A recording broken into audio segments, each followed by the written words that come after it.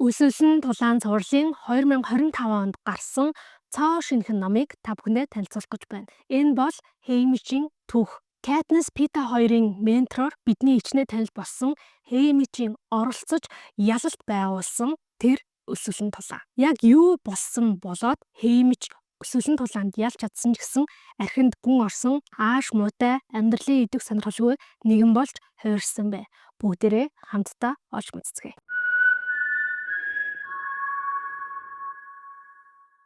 Өсөлсөн тулаан цувралын 4 дахь ном буюу Дууд шувуу ба Хорт могооны дөөл ном дээр 10 дахь удаагийн өсөлсөн тулааны аимшиг түүхийг үзүүлсэн. Энэ удаад бид нэр Катнис дүүгийнхаа өмнөөс өсөлсөн тулаанд явхаас даруй 24 жилийн өмнө буюу 50 дахь удаагийн өсөлсөн тулаанд юу болсныг хамтдаа харах гэж байна. 50 дахь удаагийн өсөлсөн тулаан маш онцлогтой байх нь ойлгомжтой. Яагаад тэгэхээр тэгш. За ерөнхийдөө бол яг 25 жил тутамд өсөлсөн тулааныг нэгэн онцгой байдлаар зохион байгуулдаг.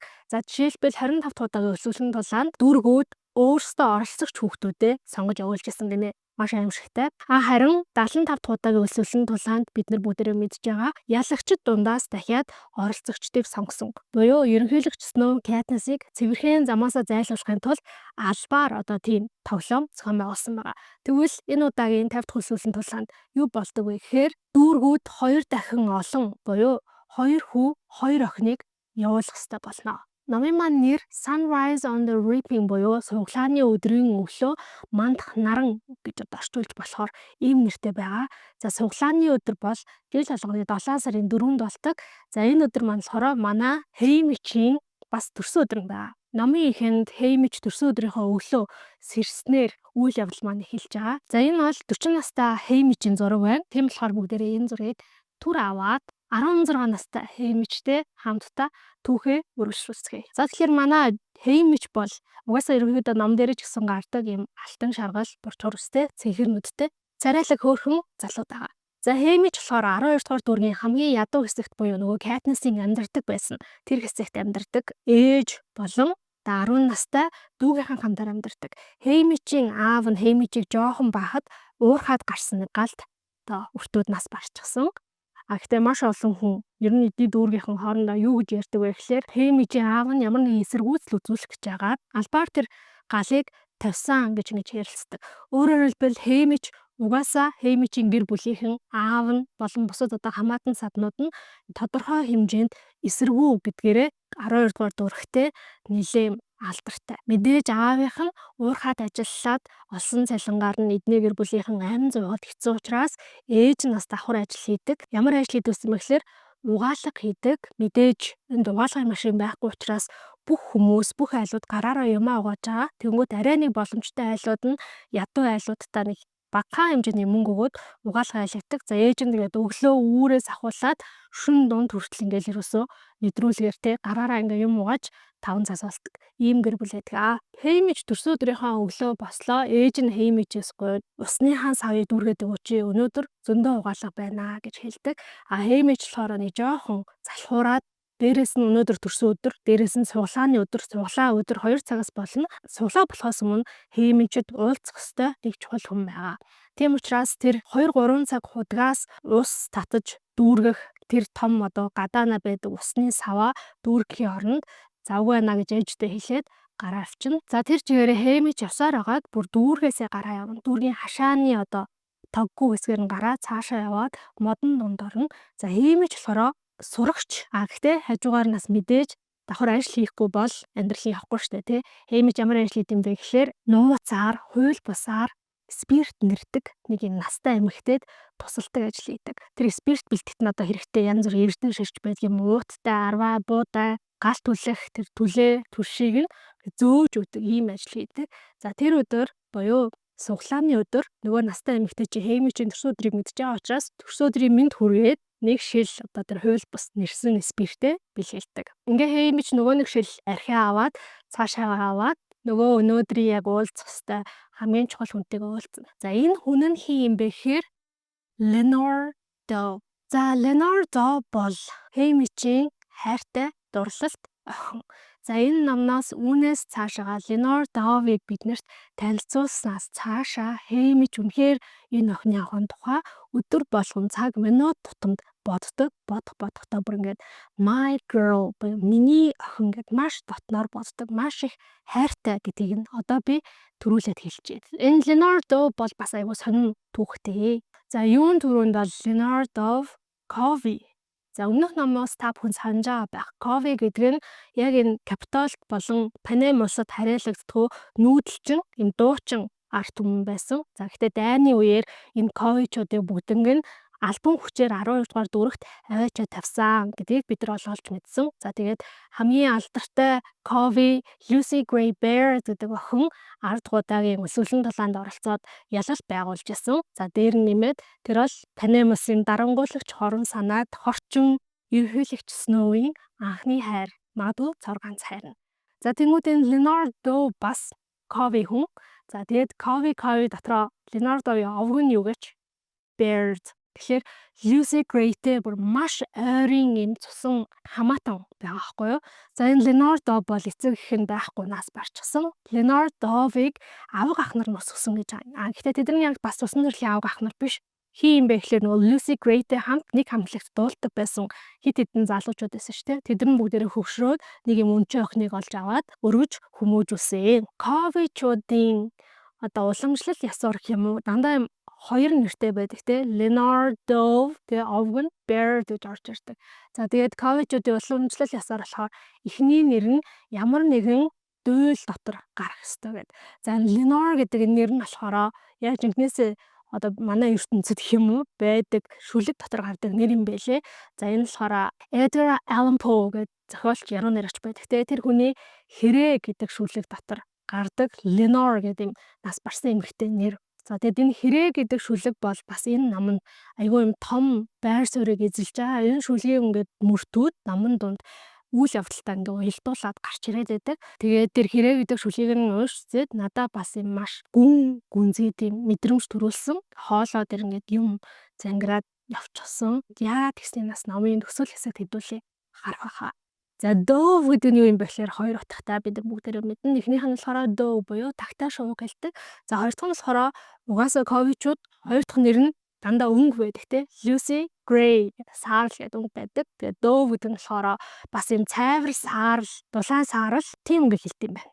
Haymitch найз охинтойгоо уулзсан чинь найз охин нь Haymitch-ийг төрсөдрийн бэлэг гэдэг нэг юм жижигхэн алтлаг зүйл бэлгэлдэг. Тэр нь болохоор нэг талдаа ийм дууч шувууны дүрстэй нөгөө талдаа могооны дүрстэй саран хэлбэртэй нэг юм зүйл байгаа байхгүй юу. Дээд талдаа хоёр жижигхэн юм гогцоотой магадгүй тэрүүгээр ингээ утас оруулаад үзүүнээсээ зүүж болмоор тийм зүйл бэлгэлдэг. Leonard Dove-ийн нөгөө авга ахнар нь бүгдээрээ юм айгу уран гартай юм байна л та. Тэгээд нэг хасаа гуйсаар байгаад энэ зүйлийг Haymitch-ийн төрсөдөртөн зориулаад хийлгэсэн. За тэр нь гэсэн юу юм бэ гэхээр нөгөө хит цахиур гэж ярьдаг штеп ингээ гал гаргадаг. Тэрний хитэн юм байна. За тэгээ энэ хитэн болохоор маш онцлогтой оч гаргадаг ямар ч чулуу байна те. Яг тийм чулууг ашиглаад ямар ч хамаагүй тийм чулууг ашиглаад гал гаргаж болдог. Тийм онцлогтой. За тэнгуут энэ чулуунаас ч бас дотроо оч гаргадаг гэдэг 2 3 янз байт юм байна л да. Haymitch энэ бэлгээ маш их баярлаад авна. Тэгээ Haymitch Leonard Dove хоёр ер нь яг Haymitch-ийн төрсөдөр яагаад Панам улсын хувьд хамгийн муухай юм хар өдөр болт юм бэ? Яагаад ийм өдөр төрсөн юм болоо? Эсвэл яагаад энэ зүйлийг миний төрсөн өдрөөр хийж байгаа юм болоо гэд иймэрхүү зүйлүүдийг ярилцаад хэлдэг байхгүй юу? Haymitch болохоор нэлээд бас жоох юм готрон гүзэлтэй үрд мөнхлийн да би баг дараагийн төрсөн өдрөө үзэж чадах болов. Миний төрсөн өдөр дандаа юм айцаар хэлдэг. Оройн нь нөгөө хүүхдүүдээ ингээд явуулсан дүүрийнхэн чинь сэтгэл санаагаар унаад нөгөө архи чинь амар хавж удаа юм байна л да. Хууль бус архи. Тэгээ дандаа нулимсаар дуустгаа гэж готрон сөрөг мэдээж юм зовлонтой зүйлээ ярина. Тэгсэн чинь Leonard Dove болохоор яг үнэндээ чиний төрсөн өдрөөр ийм болох шаардлагагүй штэ. Ерөөсөө 50 жилийн өмнө чиний төрсөн өдөр чинь ийм зүйлийг илэрхийлсэн өдөр бишээсаа. Тэгэхээр хизээ нэгэн цагт би ийм суглаагүй чиний төрсөн өдрийн өглөө нар манднаа гэдэгт итгэлтэй байна гэж хэлдэг. За ингээд энэ хоёр маань гэр гэрлүүгээ харихгүй болохгүй. Яагаад тэгэхээр суглааны өдөр бас энэ төр тодорхой хэмжээнд гоё ганган хувцастай нэг цэвэрхэн энэ төр очих хэвээр байна л да. Нөгөө суглаа болдог талбай руу. Haymitch гэртээ очоод хальт хувцас сольж өмссөн болчоод нөгөө шил архиа аваад дүүргийн төв рүү явна. За дүүргийн төвд болохоор нэг хит хитэн худалдаа үйлчлэгээний газрууд байдаг. Тэр худалдаа үйлчлэгээний газруудыг ажилуулдаг хүмүүс аль дүүргийнхний хувьд баян чинэлэг хүмүүс байгаад байгаа. За юун түрүүнд Haymitch дүүргийн яг төвд байдаг юм эмийн сан, эмийн ургамал зардаг дэлгүүр рүү ороод нөгөө архиа тэнд захаар шиднэ. Тэр архийг тэнд одоо эмийн журмаар ашиглаж энэ төр болдог. Дээрээс нь тэнд дүүргийн хамгийн хөөрхөн охин болох Астерид ажилдаг. Астеридийн угаасаа аав ээж хоёр нь тэр эмийн сангийн эзэдэн гэх юм уу. Хеймич бол Астеридийг хувь өөнийх нь хувьд бол мэднэ. Астерид хизээч одоо юу гэдэг Хеймичийн тэр авчирсан архийг байгаагаас нь зах зээлийн үнээс нь бүр амар буулгаж авъя гэж хэлэхгүй. Одоо шудраг үн өгнө гэдгийг мэдж байгаа учраас очоод тэр архиа өгөөд оронд нь бэлэн мөнгө авч байгаа. За энэ тосгоны хамгийн хөөрхөн охин Астерид гэдээ байгаа маань яг ингээ холбоо бодох юм бол хэрвээ та бүхэн санаж байгаа бол Katniss-ийн ээж нь чинэлэг охин байсан. Ээж нь бас нэг юм эмчиг, сувлагч шиг ажиллаад байдаг шүү дээ. Ээжийнх нь аав ээж нь эмийн сантай байсан гэд өмнөх номуудад тайлт жоохон дурддаад өнгөрчээсэн. Тэгэхээр Астерид бол Katniss-ийн ээж нь юм байна. Хеймич мөнгөтэй болсныхаа дараа эмийн сангийн яг хажуу талд нь байдаг ийм чихрийн дэлгүүр орж байгаа. За энэ чихрийн дэлгүүрийг болохоор тосгоны хамгийн их зантай охин тэрний ихэр хоёрын аав ээж нь ажиллаулдаг. За энэ тосгоны хамгийн их зантай охин бол Maisel гэдэг энэ охин байгаа. Ихэр нь Merrily гэдэг. За Maisel, Merrily, Asterid гурав бол бас сайн найзууд. Хеймич Солонгийн 7 өнгийн мөсөн чихэр авдаг. Энэ мөсөн чихрээ хэрвээ энэ суглаанд Lenore Dove энэ хоёрын хэн нэгэн суулгагдахгүй бол Lenore Dove-т бэлэг болгож өгнө гэж бодоод авдаг. За ингээд нөгөө мөсөн чихрийг халаасандаа хийгээд Хеймич цаашаа яваад дүүргийн төв талбай дээр очино. За дүүргийн төв талбай дээр очисон чинь танай мулсын том төв талбайнууд хаа сайгүй. За дээрээс нэмээд баахан юм том зураг тууцсуудыг хаа сайгүй наасан байдаг. За энэ зураг тууцд болохоор инх тайван үгүй бол талах байхгүй. Инх тайван үгүй бол аюулгүй байдал байхгүй гэх мэтчлэн ийм урай өгнүүдийг бичсэн байдаг. За төв талбай яг урд талд нь байдаг шудраг ёсны барилга байгаа шүү дээ. Тэрний урталт нь том тайз зассан. За тэрний урталт нь болохоор 12 дугаар дүргийн хүүхдүүд 12-оос 18 нас хүртэл ингээд насныхаа ангиллаараа бүгдээрээ жагсаа зогссон байдаг. Хамгийн бага энэ суглаанд оролцож байгаа насныхан бол 12 насныхан, хамгийн өвчүүд нь 18 настай байдаг. Эцэгчүүд нь бүгдээрээ ингээд нэг юм хашааны гадаа тойроо зогссон байгаа. Иймэрхүү дүр зураг хүлээж байдаг. Хеймич талбай руу өөрийнхөө үеийнхэн дээр очлоо. Хеймичийг хамгийн одоо сайн найз нь хүлээж авна. Тэр найз нь болохоор Burdock гэдэг. Burdock түрүүний нөгөө эмийн сангийн Asteriдэд сэтгэлтэй. Гэхдээ гой дуулах ан ав хийхээс өөр юм байхгүй. Хоосон ядуу гуйлагчин Burdockтой тэр Asterid гэрлэн гэдэг нь юу л бол гэж Хеймич дотроо боддог. Гэхдээ энэ Burdock-ийн овг нь Everdeen. Ингээд суглааны үйл ажиллагаа эхэллээ. Drusilla гэдэг эмэгтэй Капитолоос ирээд жил болгоны одоо энэ суглааг зохион байгуулдаг нөх хөтлөгч нь болдог. За энэ Drusilla бол ер нь энэ дүүргийнхэнд их дургуудээ 50-60 орчим насны эмэгтэй гэснээ бүр өөрийгөө 20-тай 30-тай юм шиг харагдуулах гээд маш их мис алт орсон. Тэр нь амар мэдэгдээд байдаг.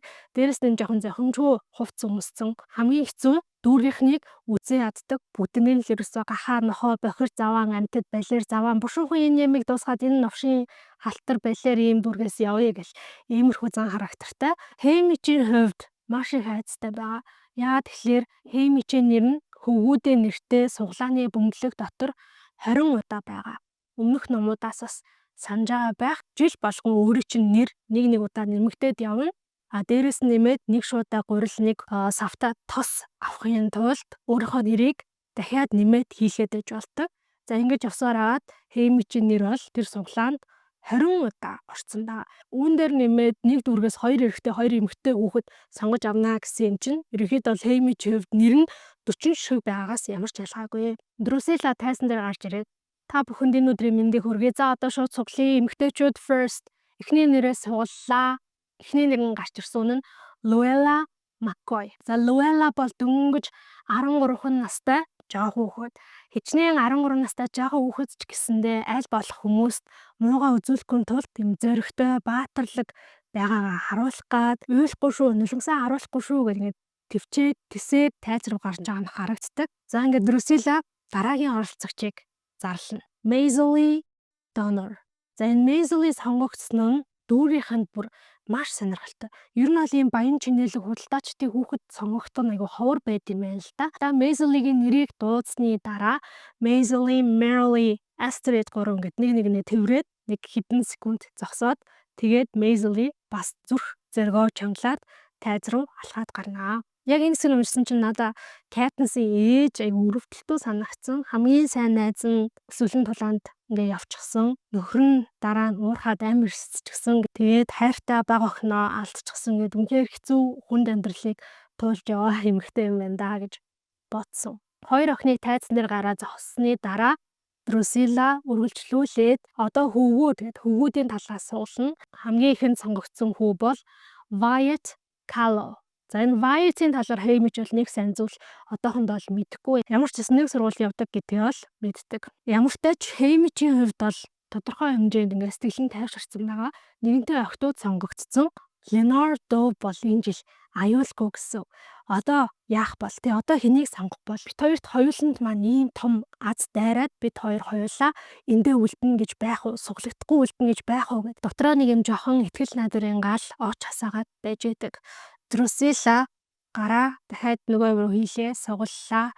Сүүлчийн хөвгөө Woodbine Chance гэдэг шал өөр нэр уршаад Haymitch бүр итгэж чадахгүй. Хөөх нэрээ бид хоёрын удаад энэ жил ингээд аврагтлаа гэж юу гэд бодоод байж байна. За гэтэл тэр мөчөд нэг нь таамаглашгүй үйл явдал болсон. Тэр нь юу юм бэ гэхээр Woodbine одоо тэр хамт зогсож байгаа хүүхдүүд дундаасаа гараад тайз руу явах байтал шууд эсрэг буюу тэр талбайгаас гарах тэр нэг хашааны хаалганы хэсэг рүү гүн яг тэр мөчөд нэг инх тайвныг сахиулагч Woodbine-ыг шууд толгойд нь буудаад тархин ингээд задраа дэлбрээд тэр дороо нас орчнаа. Тэгсэн чинь Drusilla буур ямар тэнэг нь буудчихваа. Тэнэг юм уу хайшаа юм бэ? Ядаж энэ камерын харах өнцгөөс гарцсан хойно нь буудахгүй яасан юм бэ? Одоо өстө баларсан юм а бушуухан яа наад цус масаа цэмэрлээд энэ бүх зүйлээ эвтэхийг ингээ өргөжлүүлье. Бид нар 5 минутын хугацаа байна гэл амар ойрлол хэлдэг байхгүй юу? Тэгсэн чинь энэ үед Haymitch ойлгоно. Энэ нэг суглагийн чинь шууд дамжуулдгүй юм байна. 5 минутын нэг юм delayтэй явд юм байна. 5 минутын хоцролттой явд юм байна. Яагаад гэхээр Capitol-ийн дүүрэгт юу ч болоо билээ гэж угаасаа боддог. Тэгээд тэр нэг юу ч болоо билээ гэсэн тэр зүйлээ тэр эрсдлийг дарахын тулд 5 минутын ингээд одоо lagтай delayтэй явд юм байна гэдгийг ойлгоно. Инх тайвныг сахиулагчид ингээд бөөнөрөө гарч ирээ буугаа ингээд тулгцсан тэр талбай дээрсэн бүх хүмүүсийг доошоо суу гэдээ доошоо суулгачдаг. Haymitch ингээд доошоо суугаад газар руу хараа бэжсэн чинь гинэт нэг юм танил ойролцоотой гарна. Lenore Dove-ийн дуу. Юу болсон бэ гэсэн чинь нөгөө дөнгөж сая буудалсан Woodbine гэдэг хүүхдийн ээж нь хүүгийнхаа ингээд цогцтой зууралцсан.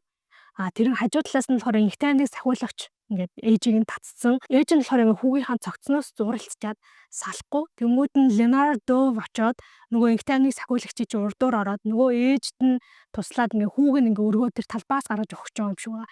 Ийм үйл явдал болоод бүү урилан чарлаан болцсон байж байдаг. Haymitch ингээд хараад би очиод тасах хэрэгтэй юм шүү гэдэг дотроо бодоод ингээд байж байдаг. Тэгсэн чинь нэг инх тайвныг сахиулагч гарч ирээд Lenore Dove руу бууга шагаана. Яг энэ мөчөд Haymitch гүйж очоод нөгөө инх тайвныг сахиулагчийн урдуур нь ороод Lenore-ыг хамгаалж байгаа инх тайвныг сахиулагч бууныхаа одоо бүсгүүр нь Haymitch-ийн толгой руу цохиноо. За энэ бүх үйл явдлыг үүмэн шууганыг харж ирсэн Drusilla ашгүйдээ биднэрт орных нь хүн олдчлоо гэж тэгж байгаа байхгүй. Өөрөөр хэлбэл дөнгөж сайнаас барсан тэр Woodbine-ийн оронд Haymitch-ийг оруулъя гэдэг энэ санааг Drusilla гаргана. Энийн гэсэн чинь Lenore Dove сонсонгуудаа үгүй энэ миний буруу тэгж болохгүй намайг оронд нь аваа намайг шийдэг битгийлдэ гэд баахан ойрлж уйлаад гуйна. За тэгсэн чинь инх тайвныг сахиулагчлахороо бууга дахиад Lenore Dove руу харуулад буудах чисэн чинь нэг нийл ягаан хувцастай хүн гарч ирээд базараа наад хүн чинь надад хэрэг болно гэж хэлдэг. За энэ болохоор Plutarch Heavensbee. Plutarch Heavensbee-г та бүхэнд иргэн сануулгаад 74 дахь удаагийн өсвөлсөн тулаанд буюу Katniss-ийн хамгийн анхны өсвөлсөн тулаанд энэ хүн тоглоом зохион байгуулагчдын нэг нь байсан. 75 дахь удаагийн өсвөлсөн тулаанд толгой тоглоом зохион байгуулагч болсон байсан. За энэний дараа буюу 3 дугаар номон дээр Plutarch Heavensbee нөгөө босгочдын удирдагчдын нэг болсон байсан. Ингээд Katniss бүх юм бол өнгөрөөд дайн дуусгаад Plutarch Heavensbee харилцаа албаны сайд болчихсон. Тэр хүн маань энд явж байна.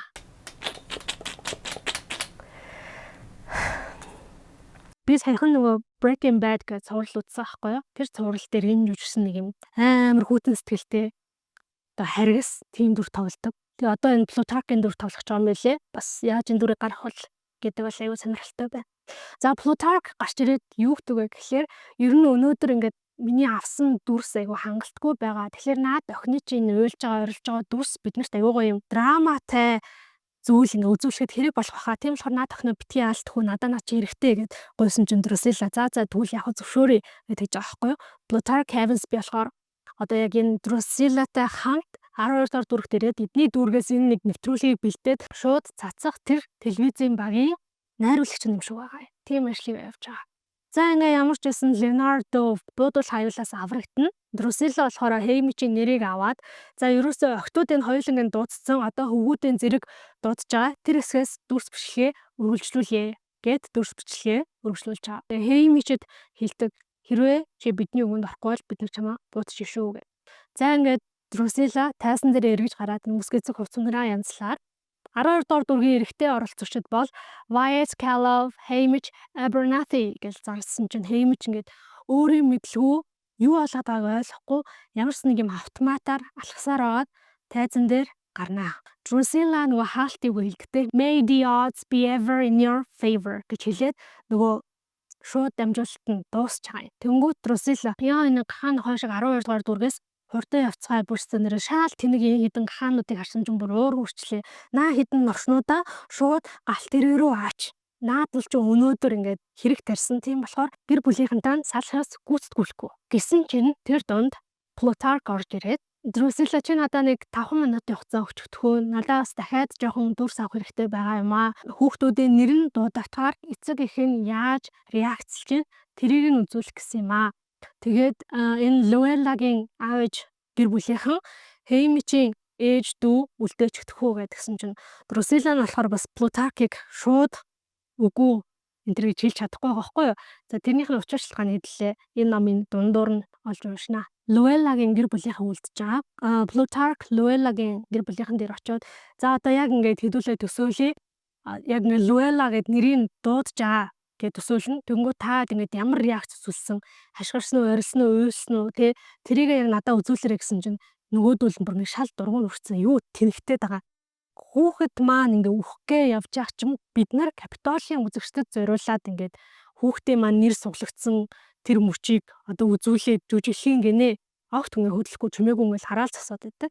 Тэнгүүд нь за таад яв гэд Luella-гийн шууд галт тэр өрөөнд чирээд аваа авчиж байгаа байхгүй юу. Haymitch ээж дүү хоёр дээр очиод хэрвээ та хоёр миний хүснээр жүжиглэх юм бол Haymitchтэй ингээд 2 минуттай тусдаа уулзах тийм боломжийг олгоё гэж хэлдэг. Тэнгүүдээ Haymitch-ийн ээж дүү хоёрыг за одоо ингээд яг Haymitch-ийн нэрийг дуудаж шүү. Та хоёр яасан бэ гэсэн чи ээж нь ингээд дуу алдсан. Дүү нь ингээ гайхаад дээшээ ээж рүүгээ харсан гинэ. За наадхаа дахиад идэ гэд 3 дуруудаа хийснийхаа дараа Plutarch за хангалттай дүрс авчих шиг боллоо. Одоо 2 минут дуусч болно гэд өөрөөс цаашаа галт тэрэгний боол руу яваад өчөж байгаа. Мэдээж инхтайвыг сахиулагчд бол холоос өмнөдөө чи ингээ хараад ажиллаад бууга бэлэн байдалтай хараад байж байгаа шүү дээ. Haymitch дүүдээ нөгөө чихрийн дэлгүүрээс авсан солонгийн 7 өнгөтэй бүсэн чихрөөгөөд энийг Leonardo-т өгчөөрэй гэж загтаг.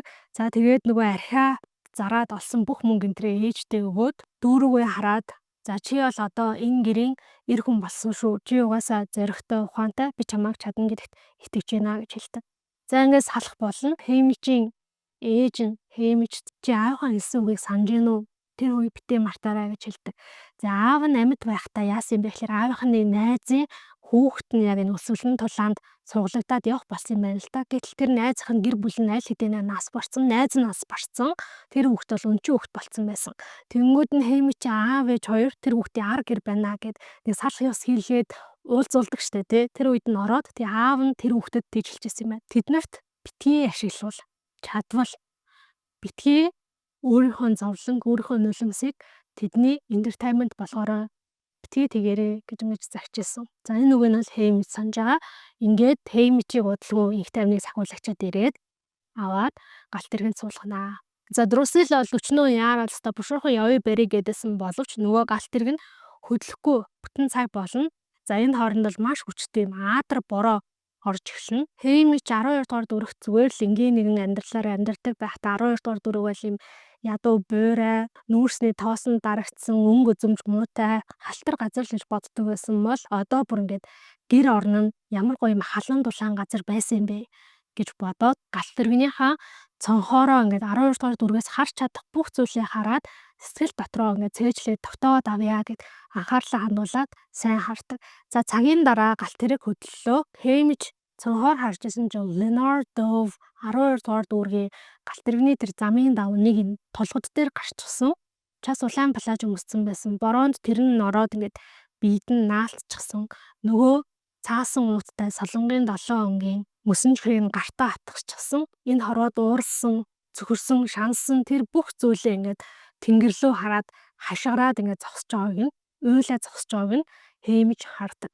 Мэдээж ингээд сонгогдоод Капитол руу үхэл рүүгээ ачигдаад явж байгаа энэ хүүхдүүд юу мэдэрч байгааг бол хэлэх хэцүү. Хеймичээр бол бүр ингээд Leonard Dove-ийг хайрыгаа ээжигээ дүүгээ гэр бүлээ дахиад хизээж харахгүй ядаж тэр усны савыг нь том савыг нь дүүргээд өгчдөг байжтэй. Би яах гэж дүүдээ чи энэ гэрийн эр хүн боллоо гэж хэлвдээ. Тэр жаахан хүүхдэд арай л хитээцсэн ачаа мөрүүлсэн юм шүү. Гэх мэтчлэн дотроо бодоод нэлээд хэдэн цаг явсны дараа Plutarch орж ирээд Хеймичийг чи бидэртэй хамт суухгүй мó гэж урина. За Хеймич болохоор Plutarch-ыг жоохон гайхаад байгаа. Нэг бодлын одоо энэ Luella-гийн ээж аавч тэр өөрийнх нь ээж дүүгч тэр те камер зориулаад жүжигэл энтер гэсэн зэвүү өргмөрч юм шиг. Гэхдээ нөгөө талаас бол яа харахгүй өөрийнх нь ээж дүү хоёрыг өөртөө нь уулзуулсан. Тэгэхээр энэ хүн бол сайн хүн юм уу муу хүн юм уу гэдгийг одоохондоо хэлж мэдэхгүй байгаа. Гэхдээ дургүйг нь хүргээд яах вэ? Одоохондоо нэг юм сайн талд нь байж л вэ гэд зөвшөөрөөд галт тэргээ солиод өөр нэг юм одоо галт тэрэгний өөр нэг бүхээг рүү орж байгаа байхгүй юу? Тэр бүхээгт нь болохоор Wyatt, Luella, Maisie гэд бүх оролцогчид цугларсан байдаг. За Хеймич болохоор Luella-г өмнө нь таньдаг байсан гинээр. Тэгээ таньдаг түүх нь бас амар хөөрхөн. Хеймич 8 настай байхад Luella 5 настай байсан. Тэгээд Хеймичэд крашлцсан 5 настай харин. Тэгээ краштангуудаа Хеймичийг Sweetheart буюу одоо хонгор минь гэж дуулдаг байсан юм байна л да. Хамгийн хөвгөлтэй нь Luella 7 хоногийн дараа өөр хөвгүүнд крашлаад тэгээд Хеймичийг зүгээр огтонч нэг нүдэрээ тоож харахаа болцсон. Гэхдээ яг тэрнээс цааш нэг юм дүүгийн. Гэхдээ ер нь л энэ чинь нэг юм дүүгийн хайр штэ. Тэгээ дүүгээ хайрлаж байгаа юм шиг. Тэгээд сургууль дээр ч юм уу гадаад таарахаараа дандаа хонгор минь гэж нэгээ дууддаг. За бас нэг гудамжинд нэг юм 2 3 байшингийн зайтай амьдардаг гэж байгаа юм. За Maisie болохоор Хеймичээс өмнө таньдаг байсан. Maisie түрүү хэлсэн. Энэ дүүргийн хамгийн ихэмсэг, энэ дүүргийн хамгийн хамраас өссөн охин. Цэвэрхэн гоё чамин хувцас өмсдөг, лакан готл өмсдөг, хумсаа буддаг. За тэгээ хамраа ингээс өхөөд бүх хүнийг дээрээс хардаг.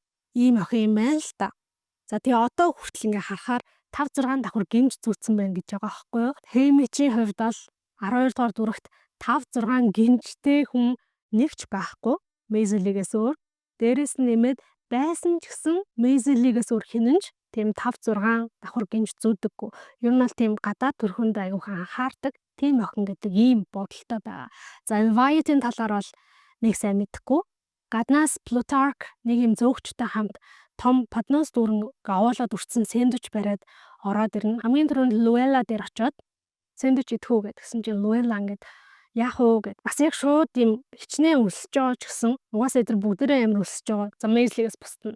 Бүгдээрээ жоохон ядуу зүдүү амьдралтай тураалд орсон ч гэсэн Luella бол бас тодорхой хэмжээнд бардам зантай шууд за тгийгээд дайрахгүй байгаа байхгүй юу. Тэгсэн чинь гинэт Maisie та нар чи юун сонин бүдүүлэг хүмүүс вэ гэд урдуур нь ороод ирдэг.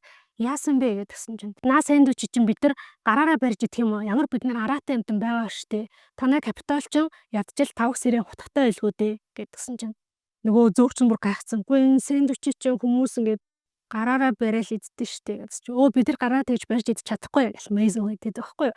Гэсэн чинь Plutarch нэрээ тийм шүү бид нар алдаа гаргасан байна гэд нөгөө зөөгчөө ингээд дагуулж яваад одоо мэдгүй 5 сэрийн энэ авчруулах гэж байгаа юм шиг байгаа юм. Тэгсэн чинь Maisie Luella руу хараад хэрвээ чи өөрөө л зөвшөөрөх юм бол тэд нэр чамтай яг амтэн шиг л харцсан гэдэг үгийг хэлдэг. Тэгэхээр надад энэ бол маш их таалагдсан. Энэ бол яг хүний хэл хязгаар гэдгийн хамгийн том жишээ байгаа байхгүй. Хэрвээ чи өөрөө зөвшөөрөхгүй юм бол хүмүүс чамтай чиний зөвшөөрөхгүй байгаа шиг харьцаж чадахгүй. Plutarch нөгөө зөвчдөж хамт баахан халбас тэрэ аяг тав гэнтэр авчираад эдгээр бүгдээрээ сэндчээс цацтлаа идэн ингэснийхаа дараа бүгдээрээ буудан дээр суугаад тэр суглааны үйл ажиллагааг үзнэ. Энэ үед бол Drusilla нэмээд орж ирж байгаа. Тэгсэн суглаа яг жинхэнэ болсон үйл явдлаас бүр төс өөр байна гинэ. Зүгээр л нэрийн дуудаал 2 охин гарч ирэл дахиад 2 нэр дуудаал 2 хүү гарч ирэл тэд нар бүгдээрээ маш зоригтой, маш мундаг бас хөөрхөн харагдчихсан. Хэвнэж бүр гайхаад ангаагаад энэ юу болвоо гэдгсэн чинь Plutarch болохоор энийг ерөнхийдөө бол би ингэ та нарт сайн мод тарааж өгөх гэж оролцсон юм а гэж хэлдэг. Хэвнэж гайхаад тэрний юу гэсэн юм бэ гэсэн чинь Wyatt тайлбарладаг. Хөзөр тоглохын тулд ингэ ажиллаа хийдэг шээ. Ажиллаа хийхдээ өөрийнхөө хүмүүстэй том хүчтэй мод өхийг хичээдэг. За тэрийг л хийсэн юм байна л да. Өөрөөр хэлбэл 12 дугаар дүүрэг бол баг өнөөдөр эсэргүү дүүрэг гэж Капитолийнхны нүдэнд харагдахаар тийм үйл явдал болсон. Гэхдээ тэрийг нь Plutarch янз бүрийн эвлүүлэг монтаж хийсээр байгаад бүр маш гоё үлгэр жишээ суглаа явагдсан юм шиг тийм л болгож одоо нөгөө модын байрлсан гэсэн үг. Тэгсэн чинь Drusilla хажуунаас нь орж ирээд ер нь бол Plutarch та нар шиг юмнуудад боломж олсон. Дээрээс нь нэмээд та нар шинэ стилисттэй болно. Наад өмссөн юмнуудаа ер нь та нар хардаа хаанаас юм ачийн юм олж өмссөн бэ гэдгсэн. Luella нэг юм цагаан улаан шото балааж өмссөн байсан. Тэрийг ингээл дээрээс нь доош ингээл гүйлгээл харсан байл та. Тэгсэн чинь Luella энийг надаа манай ээж хийчихсэн. Харин чи над балаажа хаанаас олж өмссөн ингээд Drusilla руу шууд тэгээд тэгсэн чинь Maisel шууд дундуур нь орж ирээд харин тийм би яг наадах чинь гайхчихлаа. Чи бүр яг инхтэй амныг сахиулагч Canary бялцаагаа хоёрыг хооронд нь эвцэлдүүлээд тэгээ дундаас нь гарцсан. Тийм шиг харагдчихэв. Гэсэн чинь Drusilla-гийн мэдээж өөр нь хүрэл юугнэ гэж босоод ирдэм байгаа ч тэгсэн чинь Drusilla бүр маш өндөр өсгөтөө платформ ултаа гутлан өссөн байсан. Гутлан дээр ингээ хайлт гიშгээд дэлжиж байгаа байхгүй. Тэгсэн чинь Maisel та одоо настай хүн юм бижиж газартаа ойрхон гутлан өсөж болтгүй юм уу гэж хэлээд за тэгтэл Drusilla ч өөрөө 50-60 гарчаад залуу хүн харагдахыг л амар хүсээд байдаг. Plutarch бүр байнга л намайг залуу харагдуулаарай. Би ямар харагдаж байна гэх ингээ асуудаг. Plutarch болохоор жишээ буч чүрээгүй юм шиг харагдаж байна гэл энийгээ хөөргөд байдаг. Гэл яг нэг үннийг хэлэнгүүт нөгөө Drusilla ч боож хаад Maisel дээр очивол маа гэж алгадаад тавсан чинь Maisel бүр нэг ч нүдээ цавчихгүй, нэг ч хорон алдахгүй зөрүүлээд Drusilla-г алгадаад авна. Гэхдээ Maisel Drusilla-г алгадах гэхээсээ илүү баг диссээд авч байгаа юм шиг тийм чанга алгацсан гинэ. Яг энийг уушаал би Maisel-ийн бүр үнэхээр улаан фэн нь боссон. Тэгсэн чинь Drusilla босч ирээд юм хувцсных нь гоё л гээд юм ташуур шиг юм байсан. Тэр ташуурыг авч аваад Maisel-ийг ингээд нүүр нүдгүү балбаад эхэлж байгаа юм. Чи мө балер нувш. Би чамайг аренад орхоос чинь өмнө зүйл тусгандаа гэсэн чинь Maisel-ийн өөдөөс нь мөчөөгөө өгөхгүй. Тийм үү? Чи яаж зүйл усгах чаа? Чи хинч биш штэ. Чи бол зүгээр л Panem-ийн хамгийн ядуу дүүрэгт ирээд суглаа хийдэг, хөтлөгч хийдэг ийм л хөгшөө авгаа штэ гэлчихэж байгаа байхгүй. Drusilla бүр хуурлал чамайг аимшигтай өгөл хүлээж байгаа гэсэн чинь Maisel тийм ээ тэр үнэн харин ч тэгээ тийм болохоор би чиний юу ч хэлэхээс чинь айх хэвээр юм уу? Гэхдээ би өгөхгүй ч ээж болно. Би өсвөлэн тулаанд ялцч болно. Хэрвээ тэх юм бол чи бит хоёрын хэн нь илүү алдартай байх бол би юу чи юу гэдгсэн чинь энэ хооронд Plutarch орж ирээд Drusilla-гийн урдуур ороод одоо болноо. Наад охин чинь маргааш зурагтаар гарна штэ гэж хэлдэг. Drusilla ташууртаа болоод би чамайг өсвөлэн тулаанд бүр ялчаасаа гэж бодож байна. Чамайг юу хүлээж байгааг чи төсөөлөхгүй дээ. Чи юу ч мэдэхгүй гэдгсэн чинь Maisel би ядчил ийм хүрм өмсөд гадагшаа гарахгүй гэдгийг мэдэж байна гэж хэлээд ер нь гоё юм бэлэнц зүүхтэй нь яаж юм Maisel шиг болох вэ? Тэгээ өөрийгөө заримдаа нэг юм хамгаалах хэрэгцээ гардаг ш. Тэгэхээр ингээ үг нь орж ирдэггүй. Бүр дараа нь тэр үйл явдал өнгөрөөд хит хонсны дараа л гоё үг орж ирдэг те. Яг уул ингээд Maisel шиг тухай бүрдэн тэр гоё бэлэн цэцэн зүгнүүд нь орж ирээд маа гэд ингээд хилдэг. Тийм чадварт суралцмаар юм шиг санагдаад байдیں۔ За ингээ шүн боллоо. Энэ дөрөв оролцогч маань нэг купен дунд нь шүн дунд Luella босч ирээд Haymitch хоёулаа баг болёо. Гэтэ нөгөө хоёрын багтаа авахгүй байя гэж хэлээд за энэ хоёр бол баг болохоор болдог.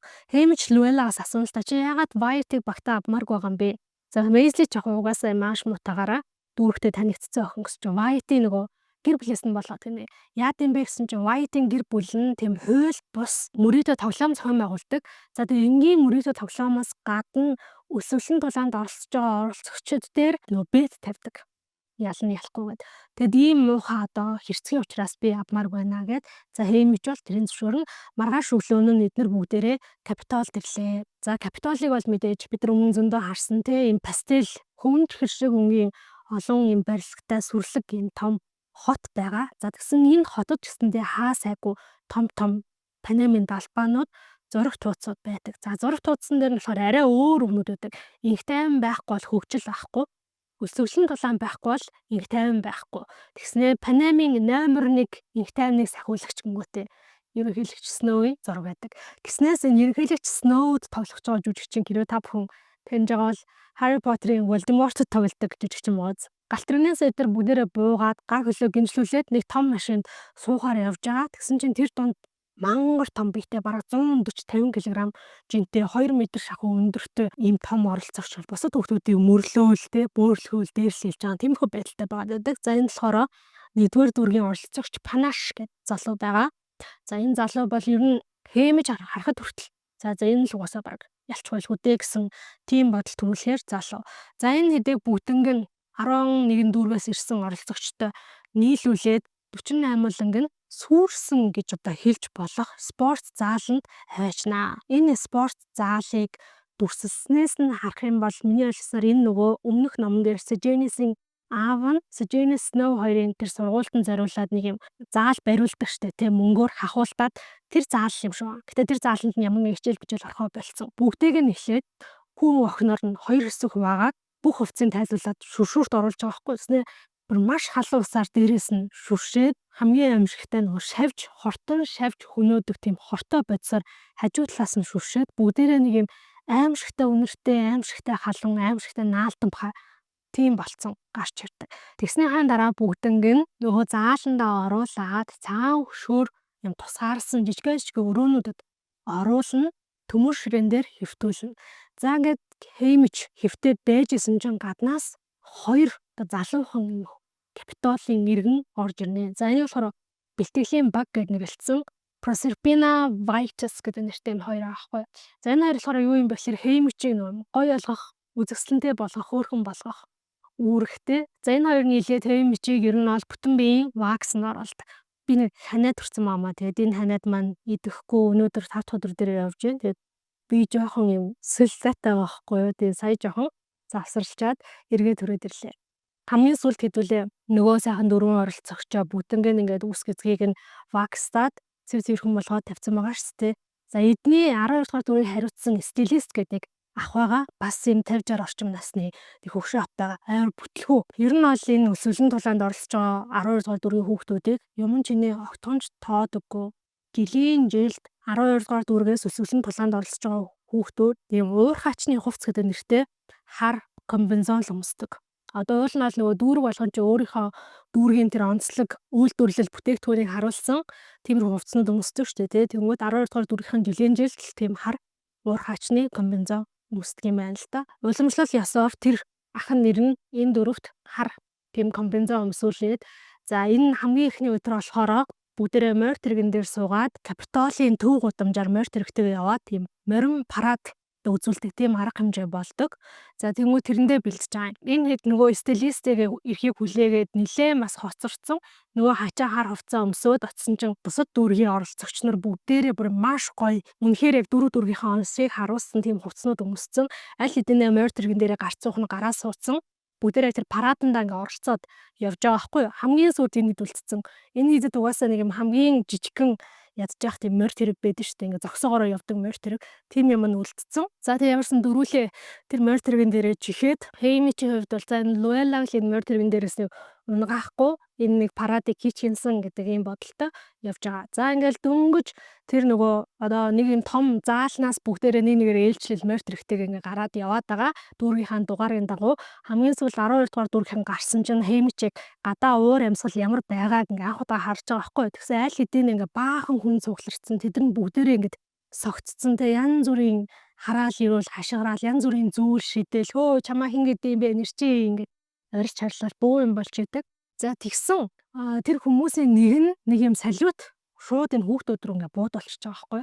Тэр салют нь явсаар байгаад Hamish, Maisley, Luella, Wyatt энэ дөрвийн суудсан байсан морьных нь яг урд нь нэрээд тэр салютын дэлбэрээд тэгсэн чинь нөгөө морин үргээд цочоод шууд нөгөө төрөй чинь ингээл аваад амар хурцтай дахиад хэлж байгаа юм. За Хеймич бол Луэлаг ингээд аль болох барьцсан. За нөгөө хоёр нь арай том болохоор Мейзли чин Хеймичтэй чацуу 16 та Вайт нэг дүү байна уу? Хоёр дүү байна уу? Тиймэрхүү байгаа байхгүй юу? Тэгээ нөгөө хоёр нь бол яг амиа бодчих байх гэж бодоод за ингээд явжсэн чинь нөгөө морин дөхсөөр агаад хамгийн сүүлд 6 дугаар дүүргийн морин тэрэгтэй хүүхдүүдтэй мөрөлдөөд за тэгээ Хеймич Луэла хоёр бол шууд морин тэрэгнээс ингээд өндөр шидэгдээд цементэн дээр газар унаа л ингээл Хеймич гараа өргсөн чинь гар нь нүлт цус эргэн тойрон нэг баахан цус асгарсан. Хеймич дотроо боддог. Магадгүй арайнад ороод те ямар нэгэн тийм мутацд орсон амьтанд бариулаад үхчихснаас энэ ингээ үхсэн нь дээр бүзтэй.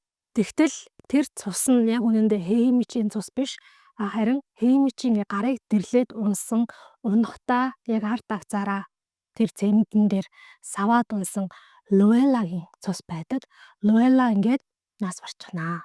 Хеймич Луэлаг нас барсанд итгэж чадахгүй хэсэг ингээ сэгсэрч үзчихсэн аа. Гэнэт зэвүү дургу хоёр зэрэг хүрээд энэ Капитолийнхан энэ ерөнхийлөгч Сноу эцэц бидрийг зүгээр ингээ хөл рүү нь явуулж байгаа. Аренад ороод нэг алах нь бүр багтаад одоо эднэрийн юм үзүр үйлчлэхээ болонгоо бид нар хөх ёстой юм уу? Гингүүтээ Луэлаг ингээ тэрвэрэд нөгөө морин парадын хамгийн урагшаанд гүгээд 2-р дөргийн хүмүүс хамгийн урд байгаа шүү дээ. Тэд нар болохоор морь тэрэг нь огцом зогсч мосоод тэр үүмэн шууганд буу юм болоод морь тэрэгнээс унтсан байсан. Тэнгүү тэдний морь тэрэгэн дээр зогсоод шууд морийг ингээ ташуурдаад тэр чигээрээ давхиад парадын хамгийн эцсийн цэг буюу ерөнхийлөгч Сноуийн ордны гадаа нь очиж байгаа. Ерөнхийлөгч Сноу ордныхоо юм тагтан дээр гараад ирээ зогсчихсон. Хажууд ингээ маш том дэлгэцүүд байгаа. Тэр үйл явдлыг шууд дамжуулж байгаа. Хеймич Луэлаг тэрвэрэд аваачаад ерөнхийлөгч Сноуийн зогсож исэн тагтны дор аваачиж Луэлаг хэвтүүлээд тэгээд ерөнхийлөгч Сноу руу заагаад Луэла руу заагаад алгаа тавьшнаа. Ерөнхийлөгч Сноу ямар нэгэн нүүрний хувирал үзүүлэхгүй харин зүгээр нөгөө Хеймичийн зүүцэн байсан тэр хит цахиурны хит биш тэ тэрийг нэг юм утсаар хүзүүгээ ороогоо зүүцэн тэрлүү нь харангуудаа Хеймичийн нүүрлүү нүдрүү нь буцаад хардаг. Яг тэр үед бол Хеймич анзаарна тэр эргэн тойронд байсан тэр том дэлгэцүүд бүгдээрээ шууд дамжуулалтаа зогсоож гисэн. Оронд нь зүгээр л пандемийн туг намирж идэг. За ингэсний дараа бол мэдээж бөө өмнө самуун болно. Зөвхөн Луэла нас бараа зогсохгүй хэд хэдэн дүүргийн хүүхдүүд хөл гараа булгалсан, бэртээсэн, унсан, зүсэгдсэн гэд 12 дугаар дүүргийн морь үргэснээс болоод ер нь парад цэр чигээрээ парадын бусад моринууд өргөж мөргээд нэлээ мэмэг замбраагүй байдал бий болчихж байгаа. Инх тайвны сахиулагчид ирнэ. Эмч нар ирнэ. Инх тайвны сахиулагч хоёр залуу ирээд Хеймич ингээ хоёр талаас нь суудаад шууд ингээд нөгөө хамгийн анх парад эхэлсэн тэр том заал тэр том одоо байгууламж руу буцаад аваа явчихж байгаа. Тэгсэн чинь нэг сонирхолтой зүйл болно. Нөгөө хуран цугларсан байсан хүмүүс бүгдээрээ чиний нэр хин юм бэ гэд Хеймич рүү бүр ингээд бөөнөрөө чи хин гэдэм бэ? Чи 12 дугаар дүнийх хэлөө чи нэрээ хэлэхгүй бол бид нар чамд яаж спонсорын бэлэг явуулах юм бэ гэд буюу өөрөөр хэлбэл хүмүүсийн анхаарлыг татсан байгаа байхгүй юу? За ингээд гимтэж бэрцсэн хүүхдүүдэд анхны тусламж үзүүлээд за бусад гайг байгаа хүүхдүүдийн нөгөө морь тэрэгтэй байгууламж руу аваачаа тавьчин Хеймич тэнд ингээ ганцаараа бүх хүүхдийн гарыг нь одоо буцаад гавлцсан байгаа. Гавлсан гартаа ингээ сууж яадаг. Юу болоод өнгөрөө ингээл хөрхөдөө Луэла зүгээр энэ бүх зүйлийн золиос болоод ингээд нас барчиж байгаа юм уу. Тэгээ би Луэлаг хамгаална гэж нэг баг болно гэж амласан. Гэтэ би амлалтандаа хүрч чадсангүй гэд ингээд эмаараа суужсэн чинь нэг жижигхэн бихтэй хүү ирнэ. За тэр нь бол Ampert. За Ampert ирээд өөрийгөө танилцуулдаг. Би 3 дугаар дүргийнхээ Хеймич хараад энэ хүүхэд бараг өсвөл нь тулаанд оролцох насанд хүрээгүй байгаа юм шүү. Гэсэн чинь Ampert өөрийгөө 12 настай гэдгийг хэлээд хэрвээ надаа нэг зүг ч юм уу төмөр утас ч юм уу байсан бол би энэ гавыг нүд эрмхэн зур тайлч чадна гэж боддоо гэсэн чи Хеймич жоо инээд нүрээд надаа нэрээ нэг юм сүлбэр зүү байгаа гэд нөгөө уур хаачны комбинзоны тогтооцсон байсан сүлбэр зүүнээс нэгийг гаргаад өгдөг хгүй. Тэгсэн чинь Ampert ингээд нөгөө гаваа ингээ оролцож явахдаа ярьдаг. Би хүүхдүүдийг нэг баг болгож цуглуулж байгаа. Өмнөх өсвөлн тулаануудыг хараад ахад карьер дүүргийн оролцогчид буюу 1 2 4-р дүүргийнхэн дандаа тэмцээний өмнө ингээд баг болчдөг. Тэмцээн эхлэхэд ч гэсэн багаараа байдаг учраас маш их давуу талтай байдаг. Тэгээд карьер дүүргийнхэн тэгж олон удаа ялдаг байхаа. Тэнгүүд би бодсон. Ягаад карьер биш дүүргийнхэн баг болж болохгүй гэж. Тэгхийн бол хэрвээ карьер дүүргийнхэн 3 дүүрэг байгаа шүү дээ. Болон бусад бүх дүүрэг ингээ 2 хуваагдаад нэг баг болчих юм бол энэ чинь 3 эсрэг 1 гэхээр биднэрт одоо ялах хамаагүй өндөр боломж гарч ирж байгаа үстэй. Ampered Hamish-с танаа дүүргийнхэн тэгэхээр манай энэ багт орох уу? Одоогийн байдлаар бол 7-8 дугаар дүүргийнхэн бидэд. Тэгээ манай 3 дугаар дүүргийнхэн бидэд ингээд нэг баг болцсон байгаа гэж хэлсэн чи Hamish. За яг би энэ талаар бодоод үзье. Ингээд тэр одоо морины зүчээ гэх юм уу те нэлээд хүлээлгсэний дараа Maisie, Hamish, Wyatt 3-ыг нэг юм бүхэхтэй машинаар нэг байшингийн гадаа авчираад 12 давхарт нь гаргана. За мэдээж 12 дугаар дүүрэг учраас 12 дугаар давхартаа байгаа юм шүү. За тэр нь болохоор одоо бидний мэддэг болсон нөгөө оролцогч нарыг ингээд тэмцээний үнд байлгадаг болсон тэр байр нь байгаа байхгүй юу. За орсон чинь нэг эмэгтэй нэлээд залуухан жижигхэн бэлтээ эмэгтэй зогсож идэг. Hamish тэр эмэгтэйг өмнө нь харсан. Яагаад тэгэхээр тэр эмэгтэй 49 дэх удаагийн буюу өнгөрсөн жилийн өсвөлэн тулааны ялагч болсон. Тэгээ тэр эмэгтэй болохоор өөрийгөө би танаа дүүргийн ментор болно гэж танилцуулдаг. Тэр эмэгтэй бол Virus. За Virus-ыг бас та бүхэндээ эргээд сануулъя. Өсвөлэн тулааны 2 дахь номон дээр буюу 75 дахь удаагийн өсвөлэн тулаанд Katniss бит хоёр дахиад ордог. Тэгээд арайна нэм цагийн зүүнний дагуу янз бүрийн аимшигтай зүйл тохиолдоод байгааг тэд нар ихлэ анзаарч чаддгүй. Гэхдээ энэ Virus гэдэг энэ эмэгтэй жоохон юм сэтгцтэй асуудалтай юм шиг хэрнээ TikTok гэж бүр дахин хэлсээр байгаад тэрнээс нь Katniss энэ арайна чин цаг юм байна штэ гэдгийг ойлгож авдаг те. Тэр эмэгтэй байсан баамаа. За тэгэхээр энэ эмэгтэй маань болохоор 49 дахь удаагийн өсвөлэн тулааны ялагч. За 3 дугаар дүүргийн эмэгтэй байгаа. За яагаад 3 дугаар дүүргийн эмэгтэй 12 дугаар дүүргийн энэ хэдэд ингээ би та нарын ментор байна гэж зогсож байна гэхээр 12 дугаар дүүргийнхэнд яг юм амьд байгаа ялагч байдаггүй. Тэгэхээр ментор байхгүй гэсэн. Тэнгүүд нь яг цаанаасаа нэг юм зохион байгуулалт хийгээд олон ялагчтай дүүргийн ялагчдын зарим нь яг өөрийнхөө дүүргийн хүүхдүүдэд ментор хийгээд зарим нь юм өөр дүүргийн менторгүй дүүргийн хүүхдүүдэд ментор хийхээр болсон юм байна л да. Тэнгүүд Hamish дотроо бодож байгаа байхгүй. Энэ өсвөлэн тулааны түүхэнд 50 жилийн түүх байгаа тий. Ганцхан удаа л 12 дугаар дүүргээс ялагч тодорж исэн. Нэг охин байсан гэсэн. Гэхдээ тэр нь Орос сургал болсон. Энэ Virus-ийн өсвөлэн тулааны тухай бол бас биднэрт жижигхэн мэдээлэл өгч байгаа. Маш сонирхолтой. Тэр арайна нь болохоор бүх зүйл нь толь байсан. Доошо чарсан толь, дээшээ чарсан толь, хаашаа чарсан ерөөсөө толь. За тэнгүүд энэ толь нь бараг хүүхдүүд хоорондоо тултахаасаа илүү энэ толь нь хамгийн том юм гай болцсон. За Virus болохоор тэр толийг ингэж харж зүгээр л ингэ явж ийснаа нэг юм толь руу ингэ авирч хараад дээр нь гараа зогссон. Тэгээд амьд үлдсэн. Яа тэгэхээр Virus-ын тэр гарч зогссон хэсэг нь болохоор blind spot гэж ярьдаг те. Сохор бүс байсан юм байл да. Хинч харж чадахгүй. Тэр байтугай тоглоом зохион байгуулагчид хүртэл Virus тэр хоол хүнсийг хөрөж өгч чадахгүй. Өөрөөсөө толин дотроо төрөөд исэн гэж байгаа байхгүй юу. Тэгээд Virus ялагч болчоод телевизэн нөгөө нэвтрүүлэгт ороод асуусан юм байна л да. Яаж ялагч болсон бэ? Яаж арайна гэх учрыг болсон бэ гэсэн чинь Virus болохоор би гэрлийг дагаа яваад байсан гэж хариулсан байгаа. Тэнгүүд Hamish-ийн гинэ уурн хөрн. Яагаад 12 дугаар дүрийг ядчих тань гэж дандаа нүд үзүүлэлт юм бэ те. Бидэрт өгсөн хувцсыг хар, өгсөн морь тэргийг хар. Одоо тэгээд өгж байгаа менторыг хар. Дандаа л нэг юм гаж асуудалтай хүмүүс үлддэг. Тэгээ дотроо бодсон байжсэн чинь дахиад цаанаас нь нэг жоохон настай эмэгтэй гарч ирээд Hamish дээр очиод Hamish Luella амиа алдсанд би маш их харамсаж байна. Намайг үнэхээр уучлаарай гэж хэлээд тэврээд авахд Hamish зөрүүлж тэврээд өстө бүр цорхиртлаа уйлна. За энэ хүн болохоор бас эдний ментор 4-р дүүргийн Max. За Max-ыг сануулах хэрэг байна уу те?